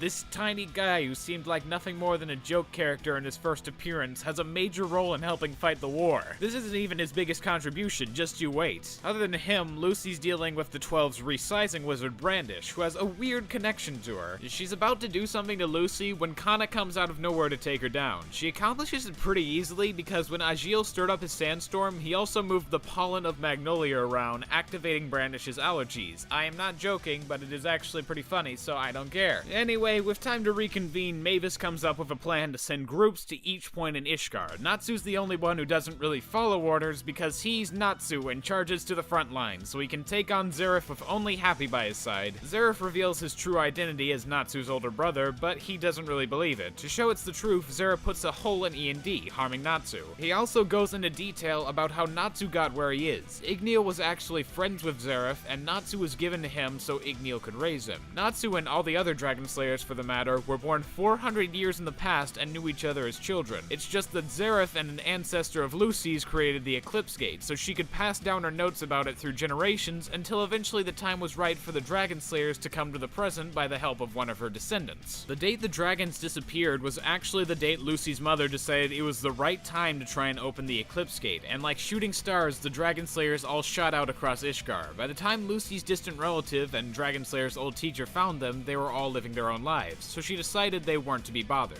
Other than E&D being Natsu, this twist is something I wasn't expecting, ties back into everything in a coherent way, and brings back items from previous arcs, including back in the Battle of Fairy Tail when Natsu couldn't get through the gate because he was over 80 years old technically. Oh, good shit. Natsu still doesn't want to accept it though, and plans to use his secret weapon to kill Zeref. Natsu's been talking about a secret weapon he had for beating Zeref before, and it comes in his arm containing the last of Igneal's power. Zeref mentions that both of them will die and thinks Natsu will genuinely kill him, but before Natsu can deal the final blow, Happy comes in and stops Natsu from doing it, burning his hands in the process. This isn't a one-off moment either, his hands stay burned throughout the rest of the arc. While he and Natsu are resting afterwards, Brandish almost dies in her cell to one of her subordinates she treated poorly, and Lucy helps her out. She takes Brandish to the infirmary thinking they can talk alone, but you know, Brandish is still part of the Alvarez Empire, so instead she tries to kill Lucy. It's revealed the reason Brandish knows Lucy is because her mother supposedly was killed by Layla for the Aquarius key. At that moment, from a puddle of water Brandish spilled, Aquarius herself shows up, having had her key respawn somewhere in the human world after a year, to tell the true story of what happened. It's true that Layla once gave her 3 Zodiac keys to servants, and Brandish's mother took her key with her to the Alvarez Empire. A while after that, Layla takes back all the keys other than Aquarius to use the Eclipse Gate. Without it, she still performs the opening by using a ton of magic power, but it only contributes to her ailing health and eventual death. Before that happens, the servant woman travels back to the mansion to ask for forgiveness, and she wants to give over the Aquarius key for Layla to give to Lucy. Layla doesn't ask for forgiveness, and instead only wants Lucy and Brandish to maybe become friends when they grow up. When the servant woman leaves, she's killed, but not by Layla, rather she was killed by Zordio, the guy that took over Capricorn back on Tenrou Island. He stabbed her in a blind rage for the servant woman contributing to Layla's death, and she agrees it was mostly her fault, but asks Zordio to not harm her daughter as well. Zordio breaks down crying, and that ends the story. Brandish had misplaced anger at Lucy for so long over something that didn't happen, so she starts to make up by helping Natsu when Happy brings him in. Apparently over time, Natsu accumulated an anti-ether nano tumor from overexerting his magic too long, so Brandish uses her resizing magic magic to shrink his tumor. With Natsu back on his feet after the sudden coming and going of a tumor, the show cuts to how everyone else is doing on their fronts. Starting with Gray, Wendy, Urza, Loxus, Juvia, and Carla at the seaports of Hargion, Loxus fights the real wall for the Thunder God tribe being harmed by him. Loxus ends up having a hard time due to some lingering Bane particles in his system from Tartarus, but he tricks Wall into fixing him up by writing an enchantment he learned from Freed, making Wall want to break it. The thing being, the only way to break an enchantment is by neutralizing Bane particles, so Loxus is back on his feet and finishes off Wall for good. Next, Shelia joins the fight with Wendy and Carla against a psychotic girl named Demaria. Demaria is just your average sadistic warrior that has magic meant for freezing time, so she's about to start attacking Wendy, Carla, and Shelia while they can't move, but suddenly they're able to dodge her. Their savior comes in the form of an infinitely stuck between the time rift version of Ultir. She still exists in the real world as an old lady, but she also exists as her younger looking self in the time rift she gave her time up to, but she can't really help in attacking, she can only unfreeze their time for a given period.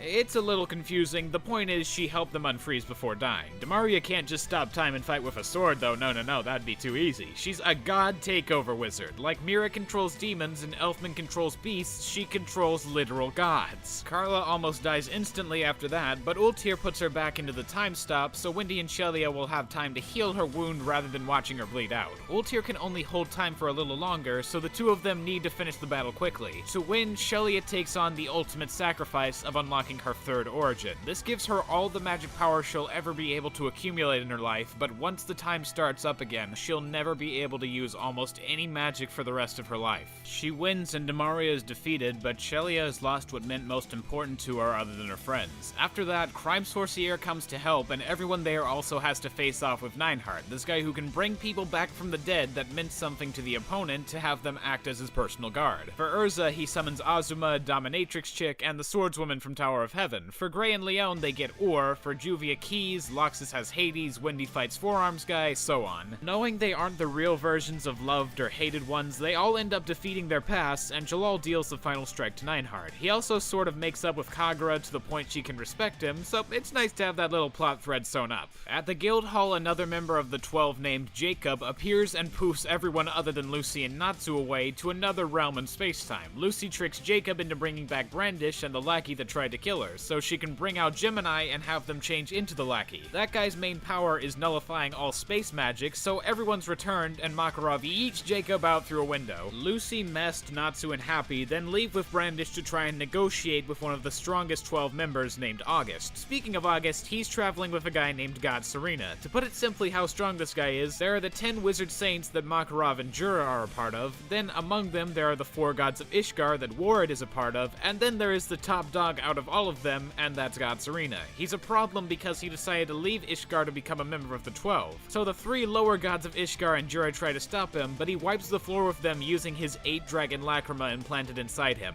8. After that, the human version of Agnologia shows up, and God Serena is in his path, so you think an epic duel is gonna happen between these two, but Agnologia just one-shots him. It makes sense in the narrative that as King of the Dragons, Agnologia would wipe the floor with God Serena, but considering the hype and how much this character was built up, I was kinda hoping for just a little more. Moving to the northern front, Gagio, Levi, and Lily are supposed to be meeting with Blue Pegasus and Sabretooth, but they arrive to see Alvarez's army carrying them on poles like trophies. Gagio fights this Brigand 12 guy made completely out of Bane particles, and Levi tries to help while assuring Gagiel she's fine by using a mask, but Bane particles can enter through your skin, so Levi was just saying that to make Gagiel feel better. He comes up with a way to beat Bloodmen, but Gagiel gets pulled in with him. In a really heart-churning scene, Gagiel tells Levi that she was the person who made him feel like he could have a life outside of fighting, and that losing that is the scariest thing that could ever happen to him. Levi wants to help, but Lily holds her back, and it appears like Gagiel is dead. He doesn't die, as shown later on, and I do think that's a massive missed opportunity, but this scene still really gives me chills every time I see it. And once Levi and Gagiel reunite, it's sort of a work of beauty just how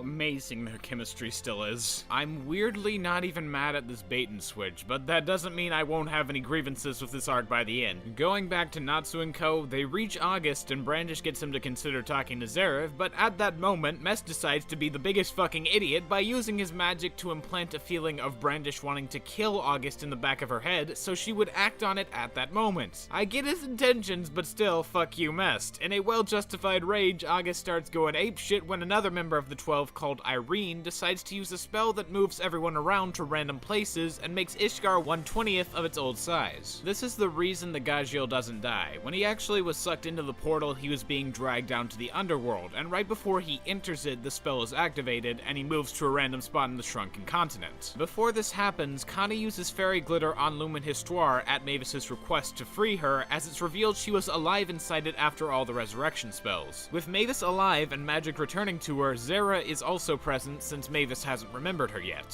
Since Mavis's illusion magic has gotten stronger, Zera can actually be seen and heard, so she uses telepathy to tell all Fairy Tail guildmates to come back to the guild hall where Mavis is being held captive after the mixing up sends Zeref right to her. To keep her from being a threat while her power is drained, Zeref's right hand Invel uses a spell to make it so she can't finger act properly. Besides them, the random mixing up also reunites Sorino and Yukino, who are apparently siblings. But Sorino doesn't want to face Yukino or acknowledge their bond until all her sins are made up for. At the guild hall, the various Fairy Tail groups have almost made their way there, but the 9 remaining 12 members all come together, and Nineheart uses his abilities to bring back God Serena, Bloodman, and Wall. So technically, all 12 members are present to fight in what can only be described as an all-out war. Gildarts also joins the fray because, as a member, he got the telepathy message from far away. The first big fight after all this insanity is Gray versus Juvia. Invel used his ice magic to make the two of them fight to the death, and the one who survives will get to fight him. Invel knows Gray is much stronger, and he thinks by having him kill Juvia, the demon-slaying magic will overtake him and turn Gray to Alvarez's side. Unfortunately for him, he doesn't know that the two of them already have different plans, and instead of fighting each other, at the same time they both get the idea to kill themselves rather than each other. As a family, it pains them to think about laying a finger on their guildmates, so much so that it'd be easier on their consciences to let themselves take the defeat and subsequent death. Gray doesn't die, however. Juvia used a water blood pump type thing to keep him alive, and being more pissed than ever thinking she died because of him, Gray fucking rips into Invel like there's no tomorrow. Theoretically, he should be much stronger than Gray, but to show just how strong their bond has gotten to where they'd kill themselves for one another, he needs to beat Invel. In this case, like many of Fairy Tail's fights, it isn't the battle itself that matters the most, but rather the emotional resonance relating to character growth and strengthening of bonds accompanying it. That's also why I feel it's so satisfying to see Gray overcome him. He's grown as a character, and Invel is just the last obstacle in his emotional journey. With Invel defeated, Mavis escapes her captivity. Luckily, Juvia doesn't die thanks to Wendy being nearby, but Gray still thinks she's dead, and after Invel informs Gray of Natsu being E&D, he's ready to throw some hands. Back to Natsu and co, he takes down Nineheart, making the 3 revived 12 go back, and Demaria stabs Brandish after discovering she's siding with Fairy Tail. Brandish tried to play it off by re-enlarging Natsu's tumor, but Demaria is wise to what Brandish could do if she really wanted to kill them, and kidnaps the rest of them to do some horrible stuff. Before she can do so, Natsu is able to wake up and get inside her time rift to attack. Whatever it was that got enlarged inside him, it wasn't a tumor. Instead of harming him, it turned Natsu into the E&D version of himself that resembles a demon more than anything else. And with Gray recently finding out who Natsu truly is, they confront each other and start fighting. Meanwhile, with the hundreds of thousands of Alvarez soldiers left, Irene uses a form of enchantment similar to Wendy's magic that increases all the soldiers' strength tenfold. Makarov sees his children in pain and knows there's only one solution to make it stop quickly: Fairy Law. One catch that's never been explained with Fairy Law is the consequence. That being, for every person destroyed by it, the summoner's life is chipped away. So once Makarov destroys hundreds of thousands of soldiers, he dies standing in a triumphant pose. Urza mourns his loss, but she also sees Gray and Natsu still fighting after everything, having not noticed what happened. Using her bare hands, Urza blocks both of their attacks. She shouldn't be able to fend them off, but her crying and lamenting over Makarov's sacrifice gets them to snap out of their petty fight and stop what they're doing. Meanwhile, the last of the 12 to be introduced, called Larcade, is fighting Kagura, Sting, Rogue, and Yukino. His magic has to do with giving people so much pleasure that they die. Larcade considers himself the child of Zeref, but he has the same scent as Natsu, meaning he's another Aetherius. Sting beats him with the help of Rogue's power to become a light shadow dragon slayer, and Urza and Wendy face off with Irene. In the prelude before their fight, Irene says she's Urza's mother, and well, you're gonna need to back up for a second on this one because it is truly a mindfuck. 400 years ago, Irene was the originator of Dragon Slayer magic. The reason Dragon Slayers have motion sickness is because anyone who used it at the time would turn into dragons after too long, and the heightened senses that came with it would give them extreme vertigo. As Irene started turning into a dragon herself with a child on the way, her husband locked her up for a while before Irene goes full dragon mode and escapes. She stays like this for hundreds of years until she meets Zeref, Zeref, who's able to give her human form, but Irene still lacks the basic taste and such of a regular human. It becomes such a hell for her that she considers putting her subconscious into her human child to start life anew. She wasn't able to do so she dropped Urza off in some random town with no use for her. After explaining that, Irene takes Wendy's body as she's compatible with her, but Wendy does the same for Irene's body and gets them to switch back. After that attempt fails, Irene transforms into a dragon and with a single swipe breaks most of Urza's bones. She then summons a meteor to crash down on Urza, but with one arm she's able to cut through it and slash Irene with a sword Urza had Wendy enchant. This one moment had a major stir in the anime community when it happened, and yes, I have to agree, it's really nonsensical. Like, this is a whole nother ballpark of Urza's achievements, and it doesn't make sense at all. It's bullshit, I'll admit it. After that feat, Urza can't move or fight anymore, so Irene is given the chance to strike Urza down with her own sword, but instead, she kills herself. The reason for this is because it wasn't that she didn't have the ability to put her mind in Urza's, it's that she couldn't do it. She had chosen not to kill Urza of her own fruition. She just couldn't kill her child then, and she couldn't kill it now. With Irene dead, the continent goes back to normal, and Urza and Wendy just take a seat to fucking chill after all that. Meanwhile, Natsu is knocked out and having this mind journey where his old memories are brought back, and we learned the tumor that had been growing inside him was actually 2 seeds. One of those seeds is an inactive dragon seed that all dragon slayers have, which usually turns them into a dragon. The other is a seed of a demon from being born as such. And when these 2 seeds intersect, Natsu will die, so he has to choose who he is, a demon or a dragon. He chooses neither because he's a human, and with that, the inner conflict inside him ends. Gray reaches Zera first in the guild hall and plans to use a version of Ice Shell called Lost Ice Shell. This type of spell will keep Zeref entrapped in ice forever at the cost of him not only losing his body, but all traces of his existence and memories people had of him will be gone. It's the equivalent of him erasing off the earth, but the spell defeats Zeref while keeping Natsu alive, so the plan is good enough for him. Natsu comes in and stops Gray from using the spell, obviously, and he starts going toe-to-toe with Zeref once again. The difference this time is Zeref no longer refers to Natsu as brother. He calls him END as he's reached his boiling point for once and wants to die so badly he doesn't care about thinking of this resurrection as his brother anymore. In the middle of the battle, Larcade intervenes from behind and gets Natsu in a position where Zeref could finish him off easily if he tried. For breaking up their fight, Zeref is so pissed he destroys Larcade's existence then and there as he cries out for his father. Natsu's just in utter disbelief at this and gets into another fight with Zeref to try and finish things up. Elsewhere, Gildarts gears up to fight August at his full avatar state mode, and Kana comes in to help with fairy glitter, but it basically does nothing since August's main quirk is he studied all types of magic and knows how to copy it. August goes on a speech asking Gildarts about his relationship to Kana, and he asks why most parents and children could share love, but Zeref couldn't love his own son. As they continue to fight, Gildarts notices his weakness. The loophole in his power is he can't copy or deflect magic when it comes from physical objects like Kana's cards, so Gildarts does a powerful blow to him using his mechanical arm, but it still isn't enough. August prepares to kill everyone in the area with a powerful spell, but we're let in on a little secret before then. All this time, we've been led to believe by August that Larcade is Zeref's supposed son. Mavis had a child in her while stuck in the resurrection chamber, and Precht took the baby up to a mountain before abandoning it. He didn't know what to do with the child, and it had a scary amount of magic power, so he left it. The child grew up in search of their father and ended up finding him, but he didn't recognize them, so the son stayed silent about their relationship. His name was given to him by Zeref.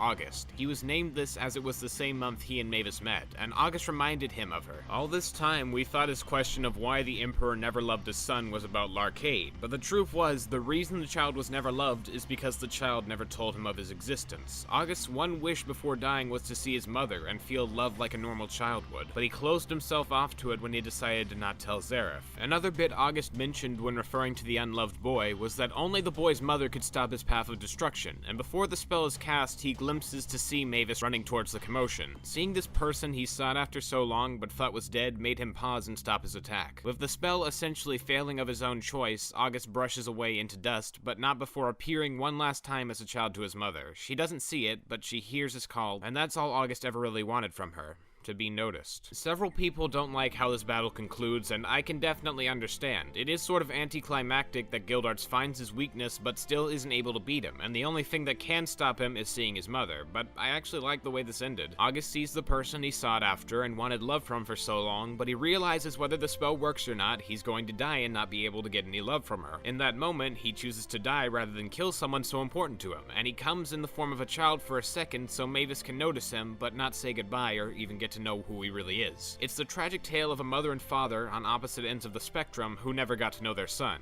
If anything, I found it a bittersweet end to a character that we know went through so much in the name of his father. In other news, Agnologia has reached Magnolia and is ready to fuck shit up, starting by smashing Irene's corpse. Wendy and Urza tell him to cut that shit out and he's about to attack, then Jalal shows up to try and unfuck shit, but to no avail, as Agnologia can consume any form of magic. He is about to kill all three of them when out of nowhere, Ichia, the god, slams the Christina right into him and gets the others on board. Anna is also there. She was the original ancestor of Lucy that opened the gate for the Dragon Slayers 400 years ago. She was supposed to be their teacher in this new world, but they shot out and found their own lives, so she just let them be. Her main reason for being there is to explain that she found a bit of magic that's neither light nor darkness, a dimension of time created from the time traveling that they could push Agnologia into to try and destroy him. They try to chase him into it, but that fails, so Jalal tries to push him into the rift but fails. Then Ichia and Anna by themselves use the Christina to ram right into Agnologia, so he goes into the time rift along with them. He and Anna along with Agnologia end up not dying, but to think such a seemingly minor character would go all out to do something for Fairy Tail. It's pretty epic in its own right. Back at the guild hall, Zareth gets Mavis and shows that his true intention is to use her power to start a new life where he never was given a curse or his family died. So then he could just sort of live a peaceful, normal life. By taking Mavis's power, Zareth turns white and is stated to have gotten the powers of a god. Natsu doesn't really care as he knocks Zareth down with a punch representing the guild's strength, burning up his arm in the process, and he knows it won't nearly be enough to stop him, so he allows Mavis to do the rest. She comes towards him and talks about their past relationship. Zareth at that moment comes to the realization Mavis just must have never loved him for her to die and not him from the curse. But Mavis refutes that, saying she didn't think as much about their relationship or her love for him. After saying she loves him, the curse of contradiction forces her to cry out in pain while hitting him about hating him and loving him at the same time. With that, Mavis enacts her grand plan by kissing Zareth, causing the curse to activate for both of them unlike before, and they finally both drift off into the spirit world once and for all. Zareth's agony that lasted for 400 years had finally come to an end with the one person who could truly accept him. Just another bittersweet end to a story revolving around Mavis and Zareth. You might think Natsu will vanish because of Zareth's death, but Lucy got a hold of the Book of E&D and rewrote it slightly so that wouldn't be the case. It causes her extensive pain, but Gray is able to heal her with his demon-slaying ice. Really, the only way to keep him alive would be something akin to this, so it makes sense to me. If this were the place where the anime ended, I wouldn't have had any qualms. Agnologia is defeated after Ichia and Anna give their lives, the Spriggan 12 are defeated, and Natsu isn't going to die, Mavis and Zareth are able to peacefully live together in the afterlife, Makarov gave his life for the guild. It would have been much better than the ending we actually got. Yeah, this is not the end. There are still 4 more episodes after this to go, so just let me get through the ending. First, Makarov wakes up after having a dream of seeing Zareth and Mavis walking in a field. I don't understand why he was brought back, as his sacrifice meant a lot, and it would have been a perfect segue into the next generation taking over, but overall it doesn't ruin my experience, I guess. I see this as probably the biggest flaw with the entire arc, the reluctance to kill anybody. I mean, August and Mavis and Zareth and a few other important characters did die for good, and it was really emotional, but other than Makarov, there were the fake-outs of Gajiel and Juvia. With them, I can totally understand not killing them in the end, and it's shown almost immediately that they don't die, but this fake-out lasted like 15 episodes, so I kind of facepalmed when this happened. It doesn't ruin the sacrifice and everything that occurred afterwards because of it, Makarov's still like in a wheelchair or whatever, but it does lessen the sacrifice's meaning much more on a second viewing. Also, like I said before, Agnologia isn't dead. He instead takes over the time rift he was thrown into, takes all the Dragon Slayers to his lair, and splits himself up between his physical and spiritual body. The physical body only causes destruction on Earthland, while his spiritual form tries to keep balance in the time rift while the Dragon Slayers stabilize it. The Dragon Slayers all break free, making his magic less stable, and they begin to fight. In Earthland, Lucy comes up with a plan to try and trap and weaken Agnologia. The main idea is to use Fairy Sphere on Agnologia while he's stuck on an ice boat made by Gray and Leone. It makes sense as a plan considering it shielded the Tenrou team from Agnologia all that time back, so why wouldn't it work to trap him inside while he sick with motion sickness. Mira and the others lead the aimless beast towards the harbor with magic power and trap him on the boat, but it's able to break free of the spear with only Fairy Tail's power behind it. That's when Melody shows up. Throughout this arc, she hasn't really contributed too much, nor has Crime Sorcière. They mostly just got beaten up by August, and Jalal helped fight Nineheart. The reason Melody was gone during the plan taking place and all that was because with the help of Mest, she got all the wizards in Ishgard to contribute their magic through a sensory link to add to Fairy Sphere. With the link, it not only connects the magic but amplifies it, so altogether, every wizard in Ishgard uses their strength to hold back Acnologia and keep him docile. In a montage, we see everyone contributing, from the Element 4 of Phantom Lord to the Legion Platoon to Urza's friends to the Four Gods of Ishgard to Brandish to that dickhead from the first episode to even Daphne. I hate Daphne so much, but for once in this great montage, I actually for once felt happy to see her. During the fight of the Dragon Slayers at the same time, they're trying to go 2 or 3 at a time to no avail against Acnologia's spiritual self. We also get a backstory for him showing he used to be a doctor that helped dragons 400 years ago. Suddenly, the dragons, including a friend of his named Acnologia, are revolted and called the humans vile, wiping out his city and making him crave dragon blood. As he went, he kept craving more and more until he became the Black Dragon of Death. As the fight keeps going, Acnologia keeps screaming out saying he wants more dragon blood, and he starts being weakened by Fairy Spear until eventually it really kicks in with him not being able to move at all. Seeing an opportunity, all 6 other Dragon Slayers give their magic to Natsu via Wendy enchanting him with it. With Acnologia weakened and stuck by the power of every acquaintance and friend the guild has met over the entire series, Natsu delivers a full power blow using all 7 Dragon Slayers' strength to slay Acnologia. A grand majority of people hate this ending, how Acnologia is beaten in one punch, how Makarov wakes up, how Zeref should have been the final villain of the arc, etc, etc.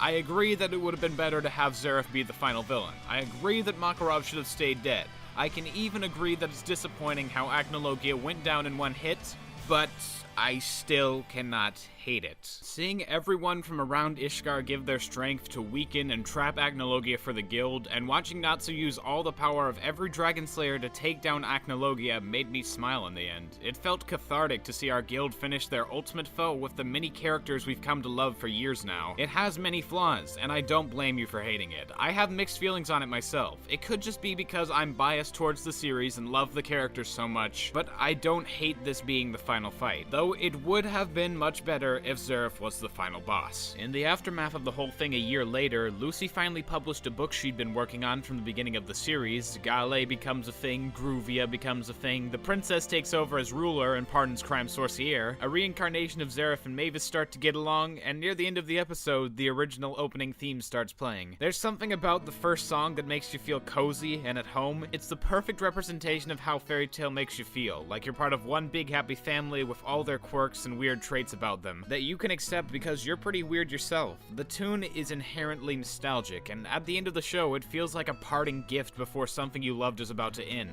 In the final scene of the series, Natsu and Happy come to get Lucy so everyone can go off on a century quest just like Gildarts tried to do all those years ago. This is a setup for the spin-off manga 100 Year Quest, but as far as the original series goes, this is the end, and it's only fitting that it would finish with the gang going off on another adventure. When I look back through the series, I see a lot of flaws. There are moments where the fights could be bad, where the friendship stuff could become a little overwhelming, where the ending had many flaws in its own way, and I know Fairy Tail isn't perfect or anything, but I still think it's a great experience. Personally, I'll always love the series, faults and all, because it captures a sense of welcoming and joy that I don't see with too many other anime. Fairy Tail's guild is my guild, and your guild, and our guild, and it's something that I really cherish. And with that, my Fairy Tail video finally comes to its end. 56 full pages on Google Docs of non-stop writing for 2 weeks, my throat dying from recording like 3 hours of audio for an additional week, and however long it took me to gather video and edit this goddamn thing. Before I go, I'll just prattle off a few more opinions I have on Fairy Tail because, you know, why not? The best opening is never Entail, Gray is the best character, Levy is best girl, and Boys Be Ambitious is the best ending. If you guys like this video and you want me to do anything else relating to Fairy Tail, then I don't know, maybe I'll cover some of the spin-off manga because there are a lot of those, or maybe I'll make a small video talking about why I think Fairy Tail is not a ripoff of One Piece or anything. I don't know, the spectrum's pretty large there, but right now, I'm gonna go to sleep and die in my grave now and wonder about what small things I missed in this video that I'll be thinking about for years now. Okay,